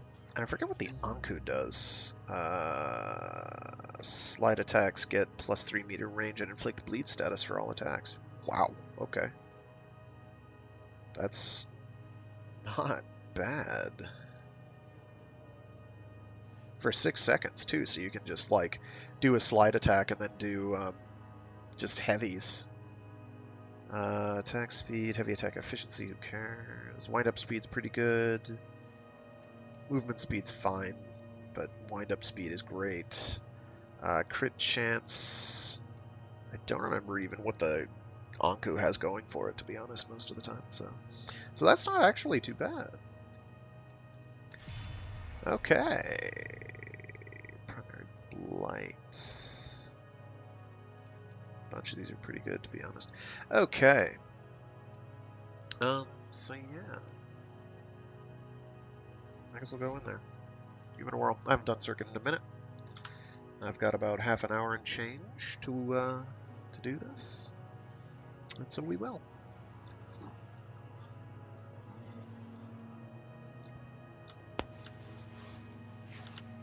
Oh, hey. How convenient. Here we go. We'll go with the strength build, 'cause why not? Oh, hey, look! Look who showed up! It's like my loadout that I just had. How nice! Volnas, maybe, definitely not, probably not. Tell us bolts where, yeah. And I guess we'll go with the Volnas. Do I have multiple builds for this? Oh wow, I haven't touched this in a million years. That is Berserker Fury on it. Ick.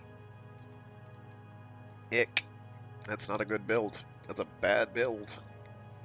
At least it's got Prime Fever Strike. Yeah, stick with that, yeah. Okay. This'll do. What do we got? Heavy attacks, do an extra hit. Movement speed, no. Headshot gain bonus damage. I'll go with the reroll.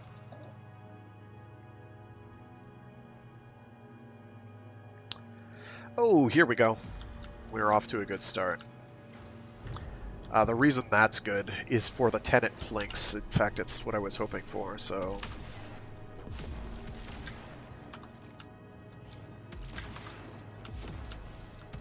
Basically, it's now a slow firing autocannon.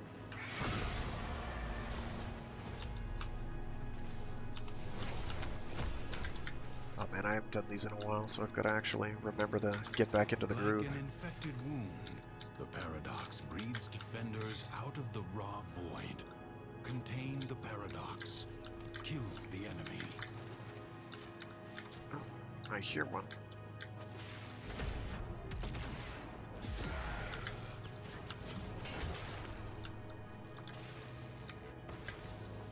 Correction, I thought I heard one. It's probably over here, though. Ah. Something got on it.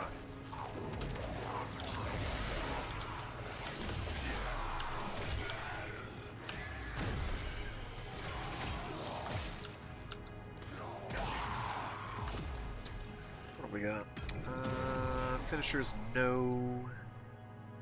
No. No. Not really. None of these are great. But we're rolling anyway, so we might as well. Let me get some headers.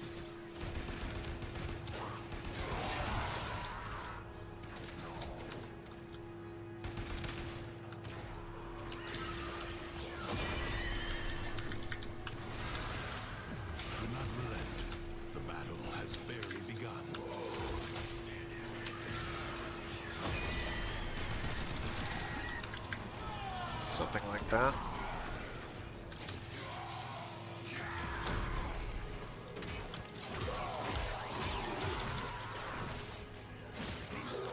I don't like it's only the first hit.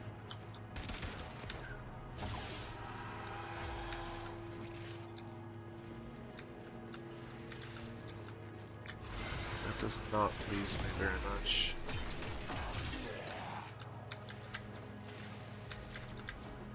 What a waste! Your scarred vessel comes.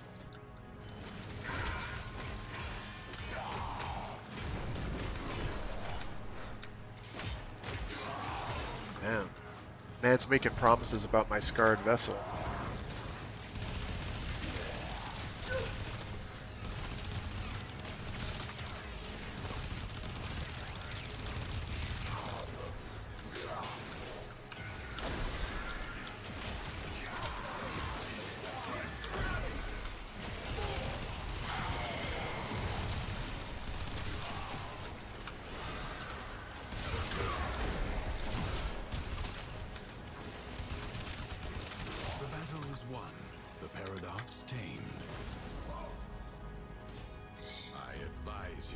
To be content with merely doing enough. That's pretty good. That's pretty good. We'll go for that. Just cap that out so I don't have to worry about it. This Tenno asset is destined to be destroyed by hostile forces. Intervene and change its fate. Decree fragments first. I'm not looking down far enough.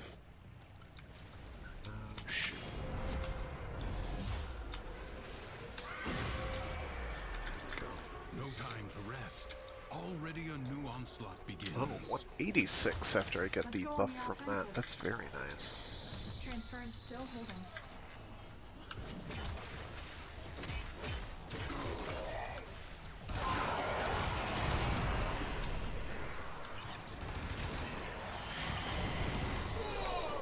Having a more or less on-command invulnerability is kind of great.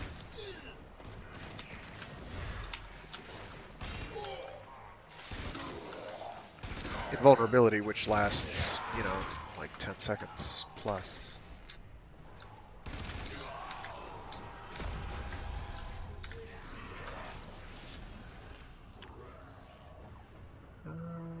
Every third melee attack does... Oh, here we go. And we're off and rolling. We're basically set.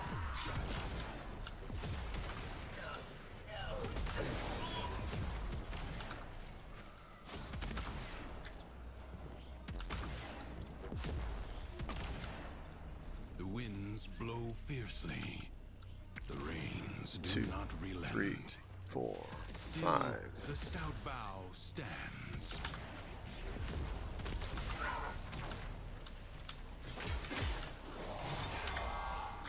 I get back to the thing.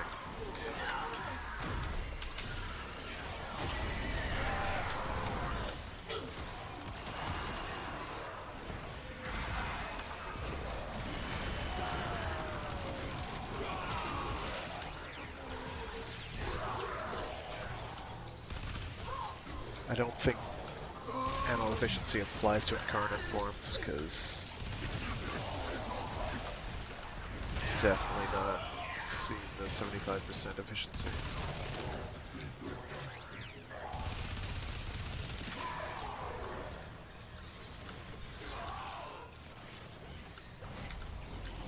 I kind of wish some of these buffs applied to my Your teammates. resolve is being tested. It'd be nice. Do not falter. I do want some more range on this Prepare build, for yourself. sure. A fresh wave approaches. Just for sanity's sake.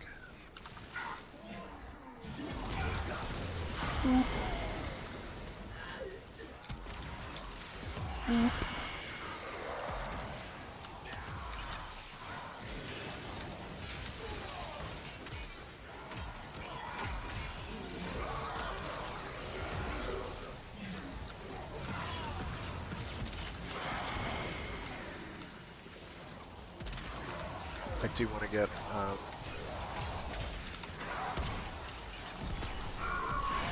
oop.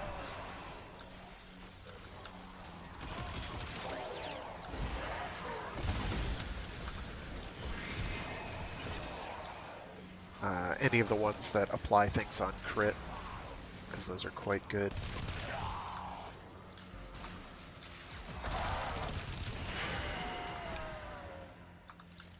Like ashes, the enemy has been scattered to the void. Easy peasy. Do not expect me to tell you when to stop. Judge for yourself. No, yep. There we go. Violence. Secrets lie buried deep within the undercroft. The paradox provides the means to extract them. You must protect the excavators and keep them powered. Extractor deploying.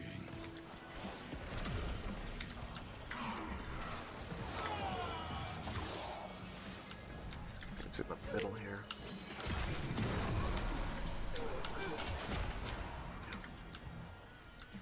An extractor is out of power. That's why it's a good idea to wait.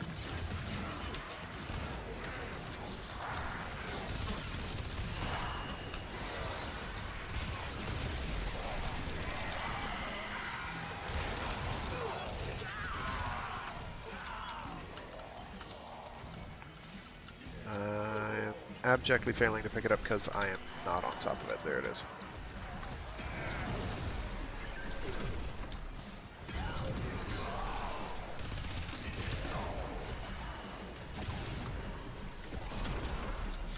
Marking void treasure extraction site. First shot after reloading is great for my, yeah, we'll do that.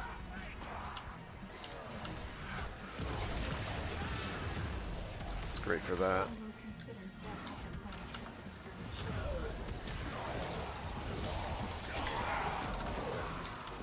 Because it counts as a reload. Oops. Ah, whatever. Took him out.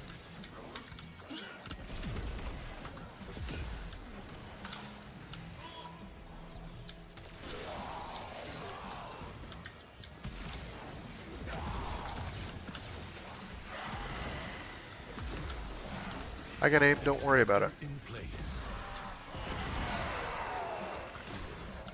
Did I activate an extractor by accident? No. I'll just let them defend that. Void treasure location established.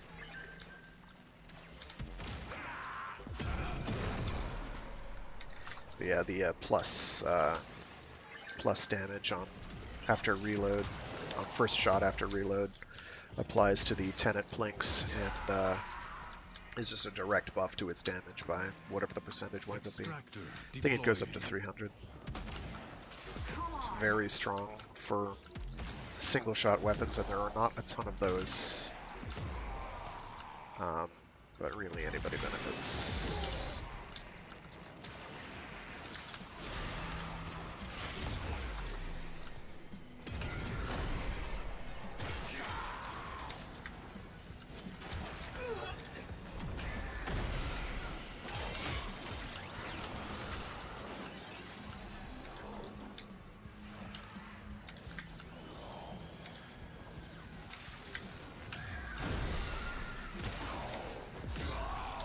There we go. 2.5 million. I'll take that.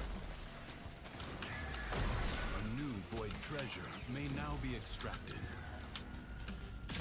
He's dead, Jim.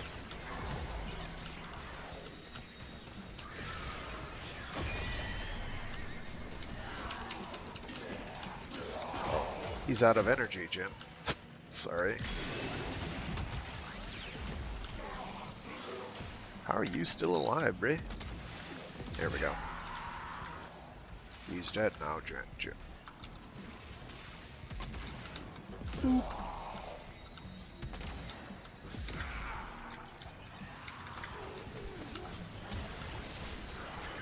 I do have to keep an eye on my energy, though, because using my 4 is extremely expensive. All my powers, really.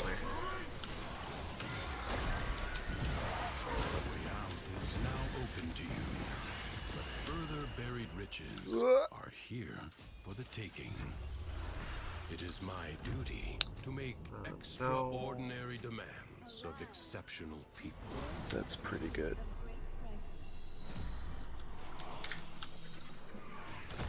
Your presence is enough to hold the paradox at bay, but the environment itself will fight to choke you out.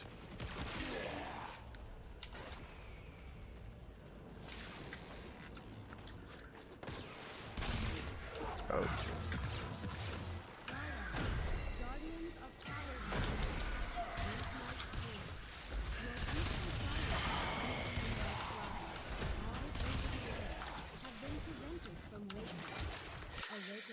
I forgot that this had cutscenes.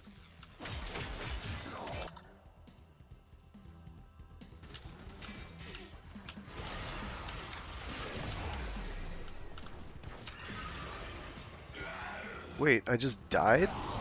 Don't do that. I had my 3 active. It was up. It was running. Why'd I die?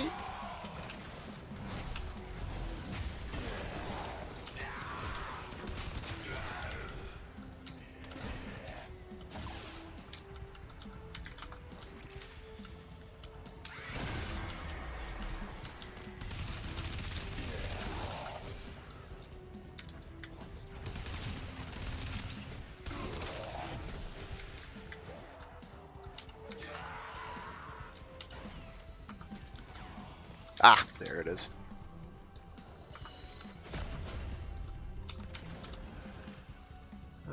First shot after reloading is 300. Oh, I guess it goes up to 400 then.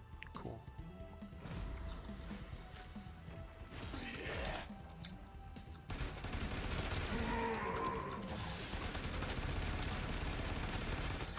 And obviously the ammo efficiency is good for base mode.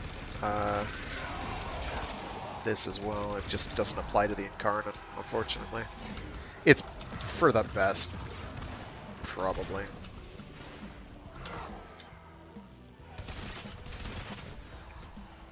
Yeah, that's right. Phase through a wall. Jerk.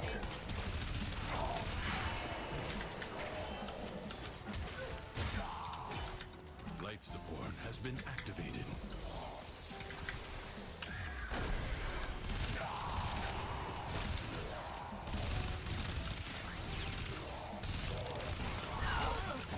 Predicting life support drop point.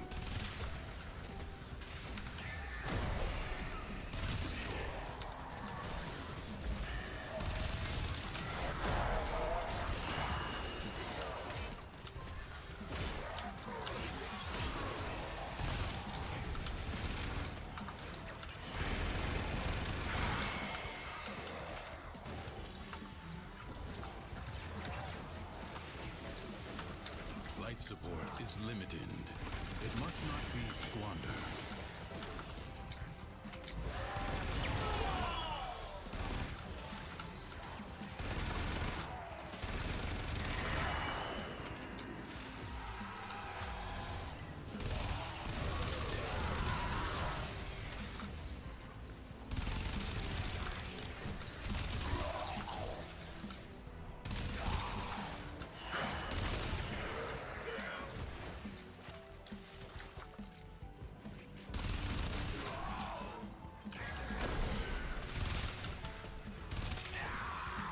Yeah, more range would be good. I'll work on it.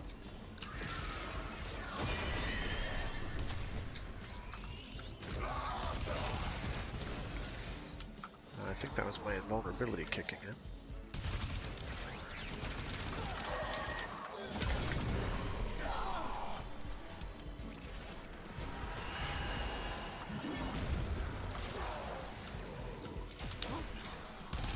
Evidently not.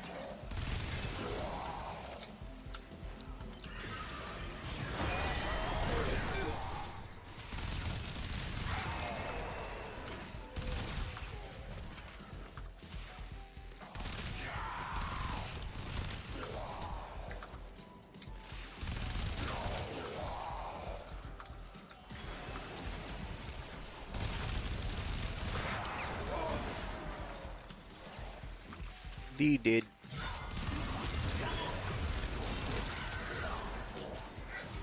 As you can see, my reload time is fast enough, and fire rate is high enough that I'm generally getting back. Only 60 seconds remain.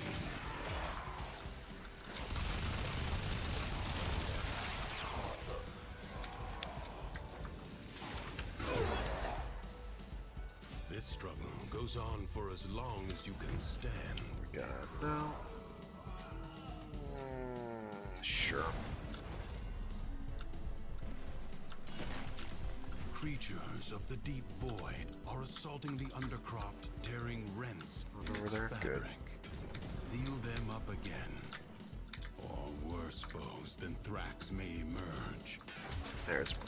The spheres you see are ambient void energy.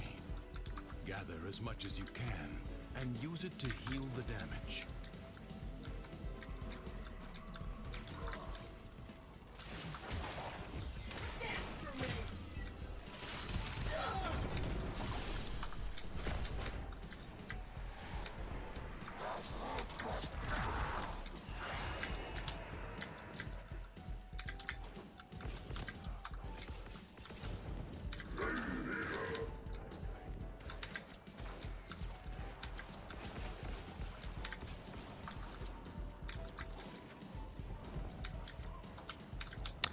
Part of my gripe is,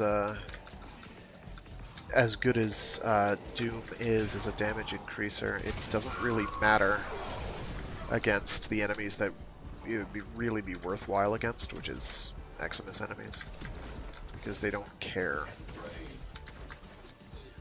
Did I miss one? Yes, I did. I walked right by it. First shot after reloading again, or headshot game plus damage. I'm gonna go with that, because I'm gunning for head ears anyway.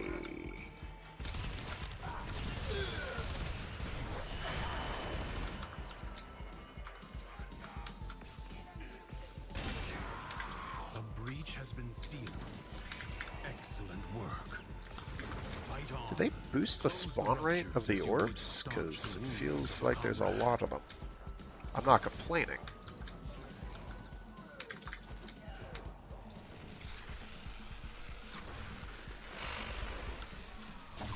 If the Void Angels break through the wall, their master will be freed.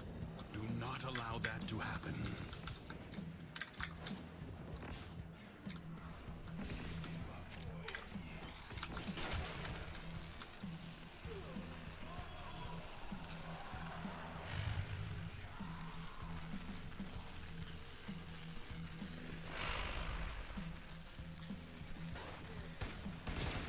The rupture is closed.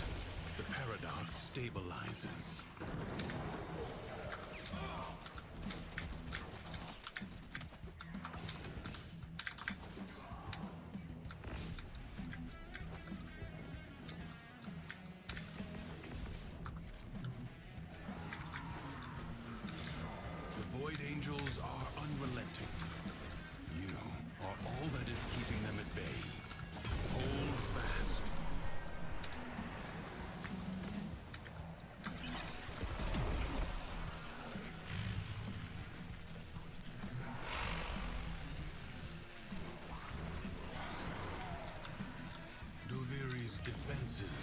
weakest here. You have done well to reinforce them. Will you lay your sword aside and rest? Or fight on? We're rolling anyway, so might as well. The Jackal may have been sent to explore Duviri, and sure it never returned. The body is well armored, the limbs less so.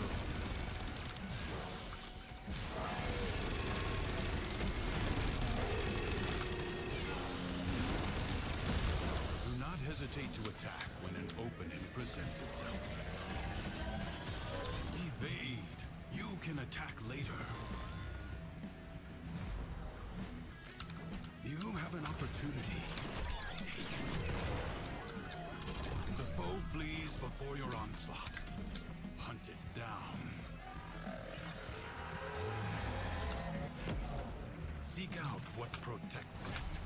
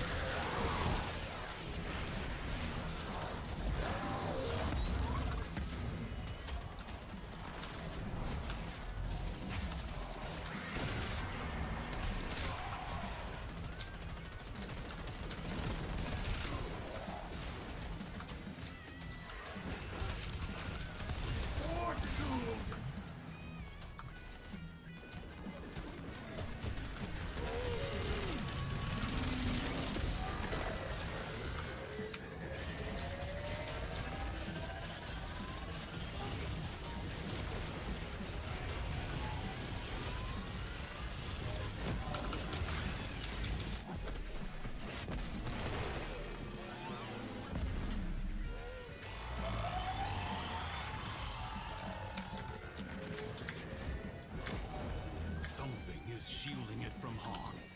Find out what.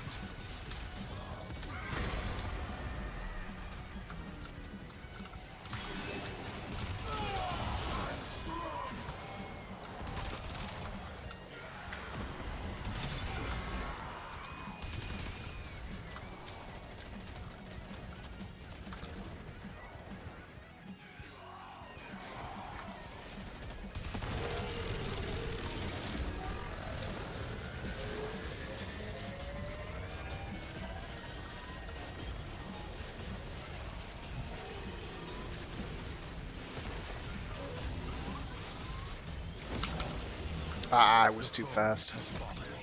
That's fine.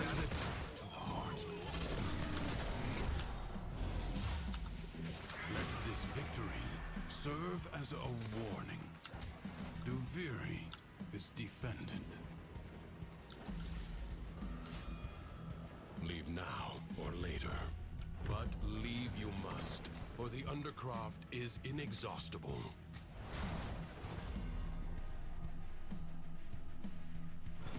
Confront the maddened ones who walk the Undercroft, the shadows of armies that do not yet exist.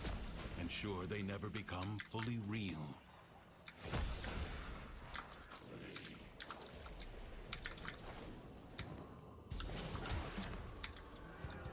Ah, there it is.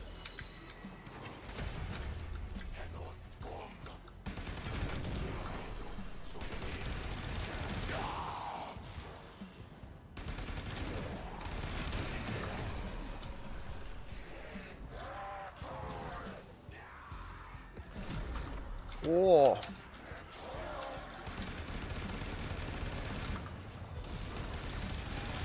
Be gone.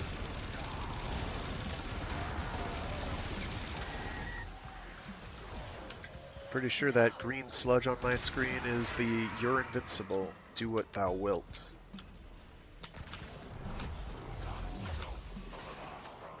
And I do have to wait the prescribed time before it comes back, but that's okay.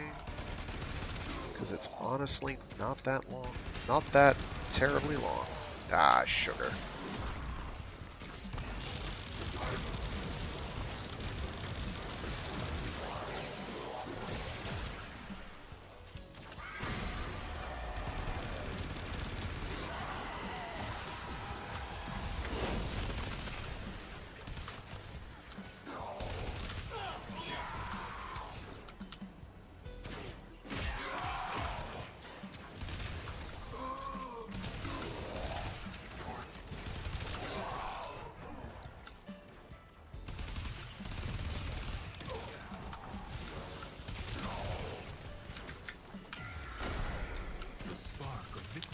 has been Yeah, struck. that's too short. Fight on and fan the flame. It's fine.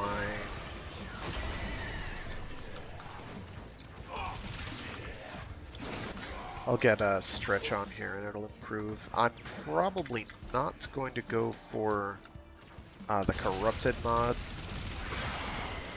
that grants power range, because that reduces power strength and I do not want that. Oh, come on.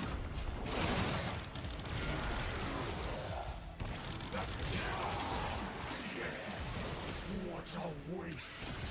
Your scar doesn't.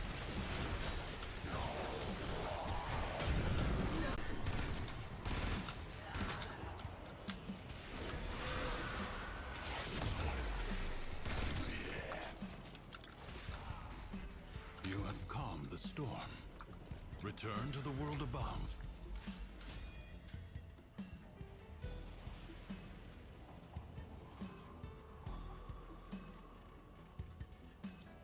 I'd like to get to tier 5 before I have to go.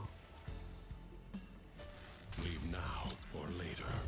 But leave you Not must, looking for the Undercroft is Terribly likely, to be inexhaustible. honest, but Many defensive battles within the Origin system were lost. Through the Paradox, you now have the chance to undo those defeats.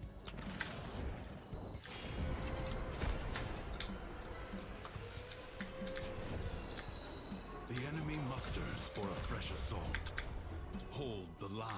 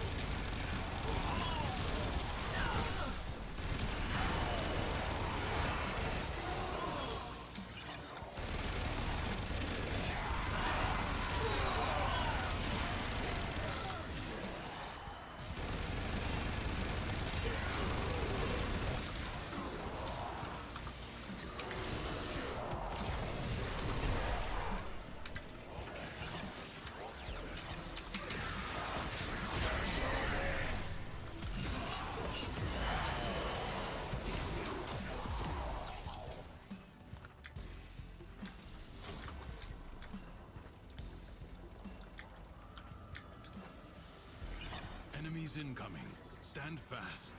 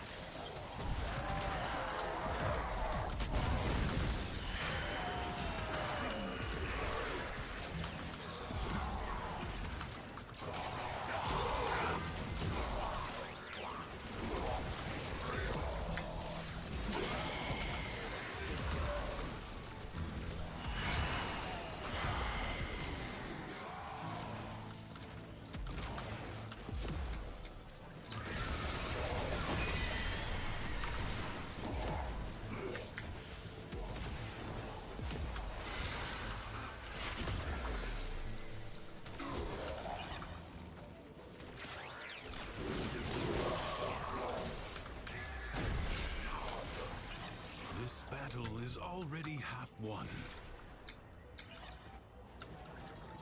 Prepare yourself. A fresh wave approaches. There you are.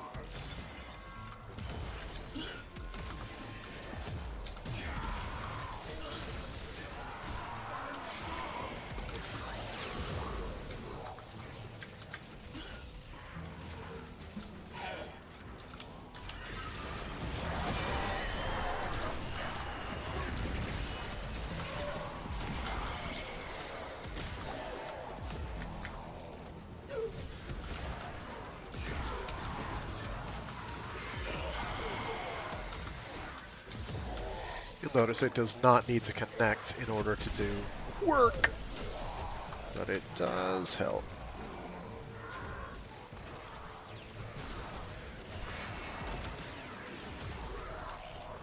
The enemy has been exhausted. If only for now. I advise you not to be content with merely doing enough.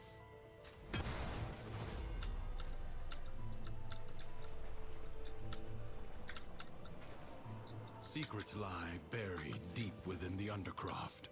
The paradox provides the means to extract them. You must protect the excavators and keep them powered.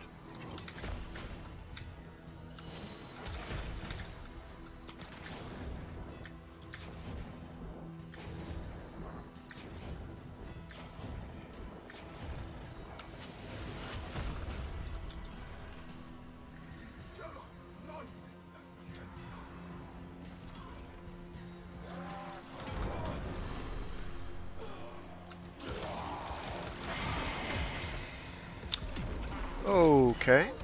Another one where it's just going instantly to,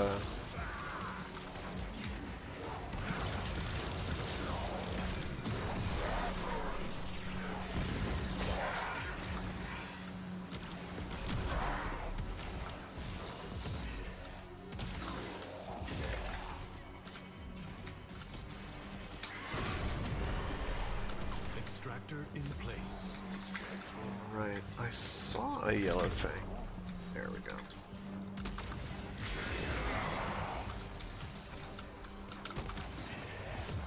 Now how did I die there? Because I had my 3 active.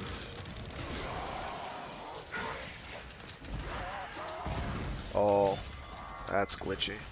Let me see if I can fall out of bounds. No.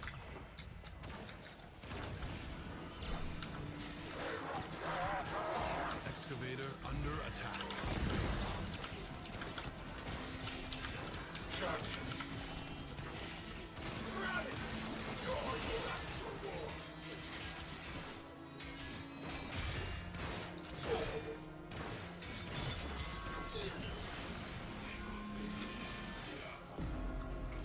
That should fix it.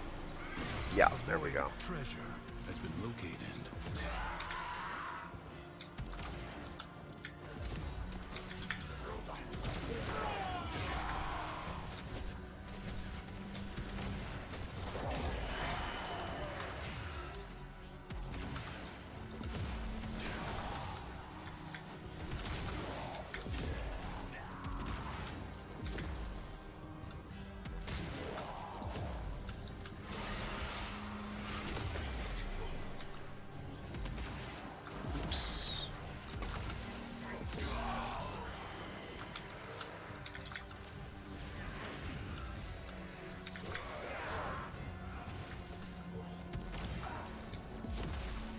I think I saw 3 million damage there.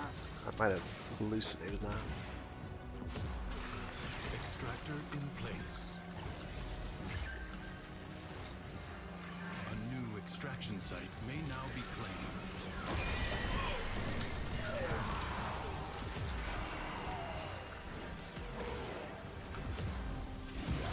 Enemies are assaulting your excavator.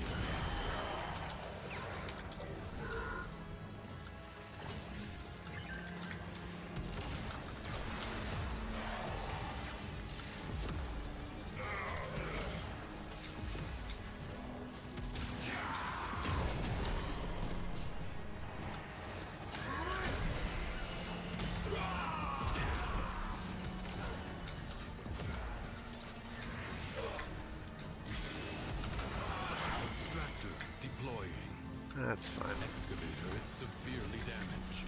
Protect it or lose it. You allowed the enemy to destroy an excavator. That's not good. Now we do have to save this. Your excavator. Your excavator is on the brink of destruction. Excavator lost. Work wasted. Okay, there we go. Secrets lie buried deep within the Undercroft. The paradox provides the means to extract them. You must protect the excavators and keep them powered. Extractor deploying.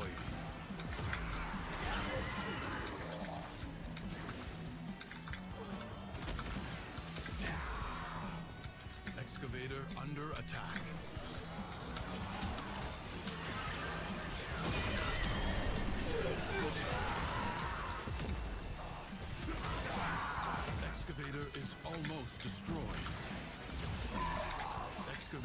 lost. Your work wasted.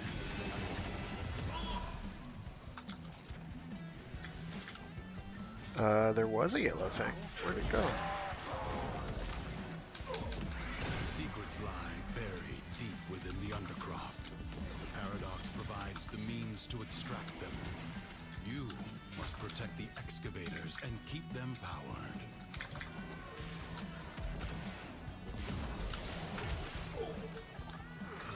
Extractor in place.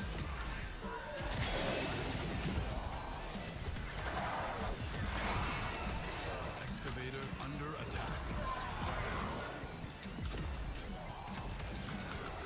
Excavator is almost destroyed. You allow the enemy to destroy an excavator.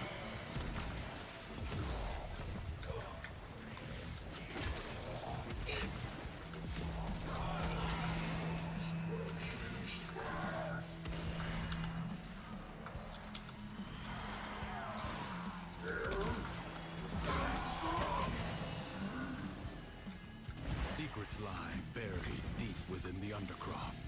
The paradox provides the means to extract them. You must protect the excavators and keep them powered. Extractor deploying.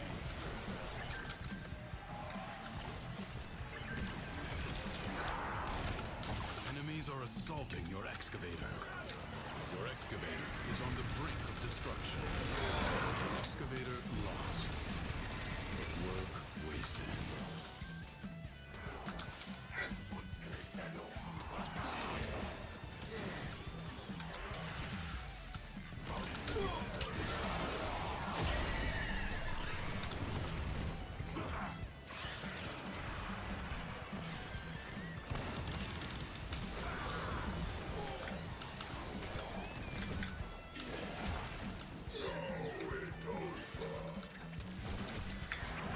Secrets lie buried deep within the undercroft.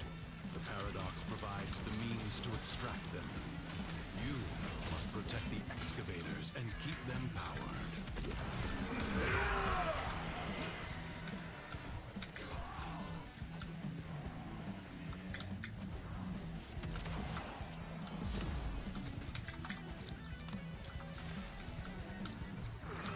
Extractor in place.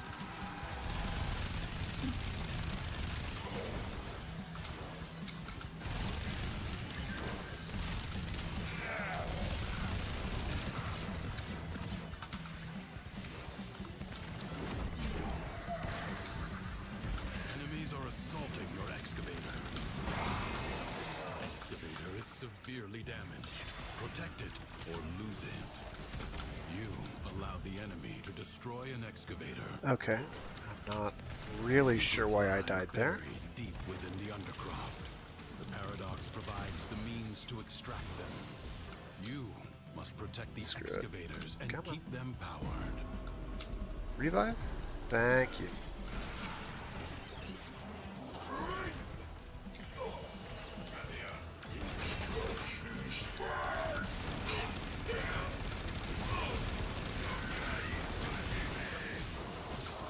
Extractor deploying. Okay. That time I just forgot to turn it back on. Excavator under attack. Your excavator is on the brink of destruction. Excavator lost. Work. Whatever, we'll get there eventually.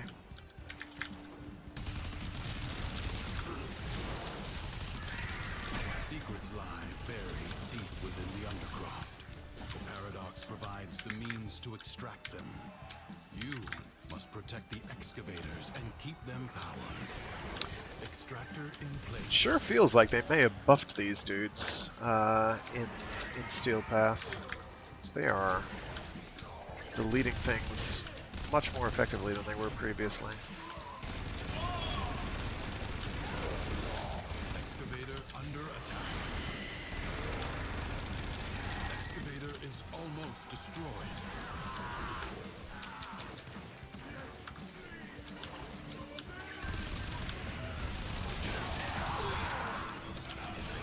Okay, I definitely had it on that time though.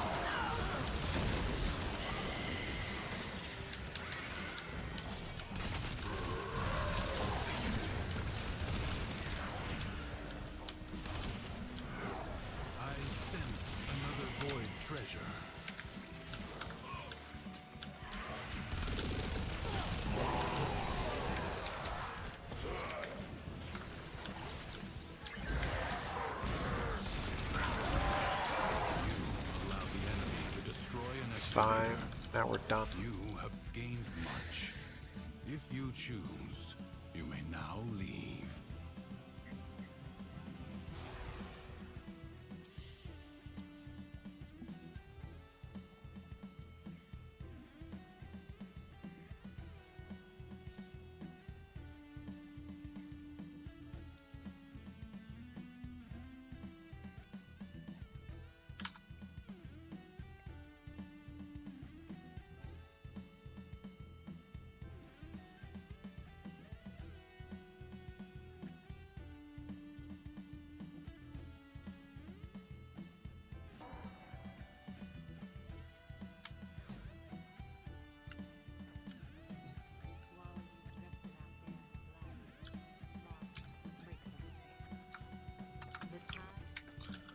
Let's burn a forma here.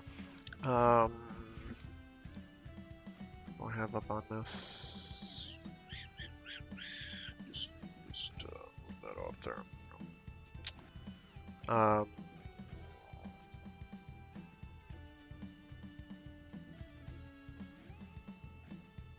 Start with a V polarity for now. It gives us 9 points to work with.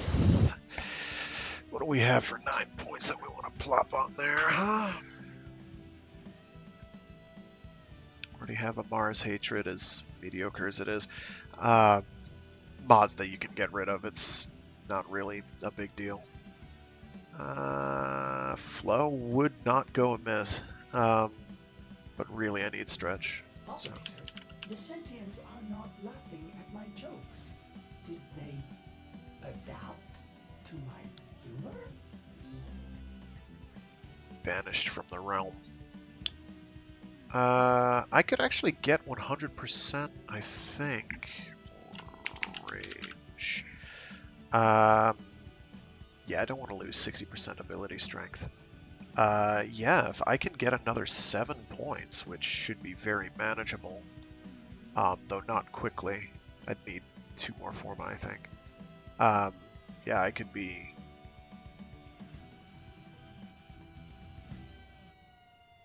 Does this change the invulnerability period at all? It does. This does actually make you invulnerable for longer, so duration is quite nice. Yeah. Oh, that's right. This has like a really goofy... There we go. Yeah, that would get me to 109. So that's probably what I'm looking at is... What does that get us up to for range? That gets us up to 15 meters, which is like 10 meters is rough. But it's usable. 5 meters is too short because you have to be kissing them. Wow, that's actually a fair amount of damage on a single hit. That's what we'll go for next. So right now that's at a range of 10 meters. Little under. So that's much better than we were at. I'm not actually gonna bother with because my energy is 225. Or no, it's 75 now. Okay. Well, I only need to be able to cast Grave Spirit. That's the biggie. After that, it's kind of like just measure up between our passive is good enough for keeping our energy up, because you only need energy orbs occasionally, and it applies to, I think it's, if I understand correctly, it applies to every energy orb. You have the 35% chance that it's 300% more effective, which basically means you do not care about Ready for action. Arcane Energize. 60% chance to replenish 150 energy to self and allies within 15 meters, but it's on a 15-second cooldown, so not that great. And I've got the thing for Zeneric active, which I believe is percent of any of the energy you get from an orb. You get extra over time? Let me double check that. What are you? Energy pickups, grant an additional 50% energy over 5 seconds, and that stacks, I believe, with the weight, the value of the energy pickup. Yeah, so that's pretty good. I mean, Xanarek is, for me, hands down the best school. There's a very strong argument to be made for, where are you? Which one is it? For Maturai, for making your operator actually able to kill things, and for Vazarin for being able to be like, oh, by the way, you just revive people faster. Also, increasing your affinity radius is quite nice. Where's the other thing it does? Doesn't this one have a health over time? Yeah, you can shield your allies. Unairu, I think, has something that's similar, doesn't it? No. Just the Wisp.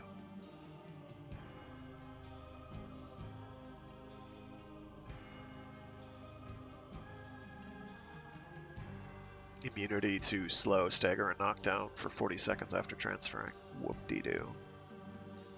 I mean, it's nice because it's like a free, what's that called? Prime sure-footed, basically. Oh, because we have formed our Dagath. Go with the agile animation, and we will... I'm going to turn off the agile animation so I can actually see what she's doing. Change our colors around.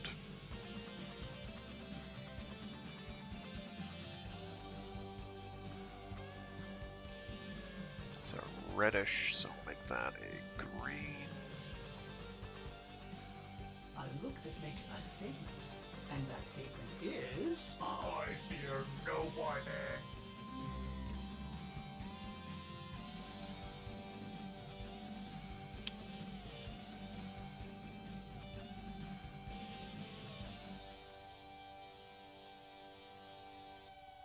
Makes sense. What do we have? We have some metallic bits and bobs here. We can make that, I don't know, red. Is that gray? So, like, what do? It does interesting things to the gold because it's kind of a burnished metal, which is somewhat unusual. I could also just make it black, but I have no need to make it black. How about pink? We'll just go with red. Even though it's this weird off-burnished color. Oh. Appearance. So for energy colors, it's right now bright green and green bright. So we'll just flip that around. We'll just flip that around.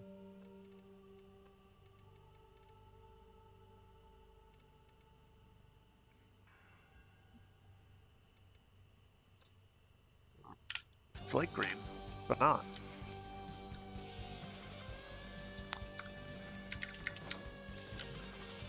Also, the Doorclave, I think I can fiddle with. Oh, no, I can't.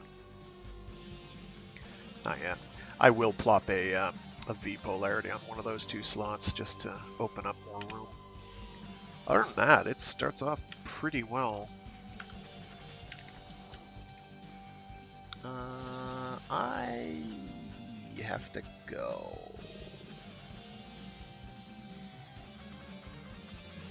Yeah, I've got to run. I didn't see what time it was. Thanks to everyone who tuned in. I will not be doing this next week because I am gone next week. I am out. I am elsewhere. I am out of state. And I am not really looking forward to next week. This does unfortunately include Free Read Fridays, which I didn't think it was, but it's looking like it's going to be a longer series of events than I had initially anticipated. So, next week I'm gone. It's not a vacation, unfortunately. God, how I wish.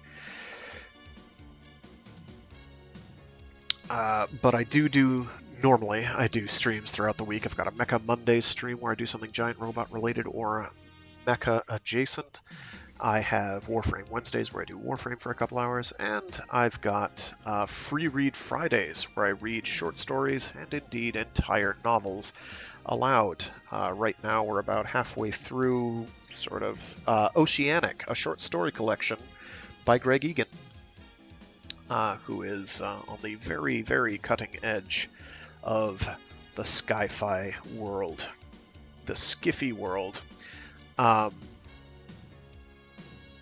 I think he is anyway. Sometimes it means his stuff is hard to read and comprehend because he's got a mathematician background, but I have fun and I rather enjoy him nonetheless. So with that, I gotta run. Thanks for tuning in. Stay safe, stay sane, and be decent to each other. Alrighty. Until next time. Bye!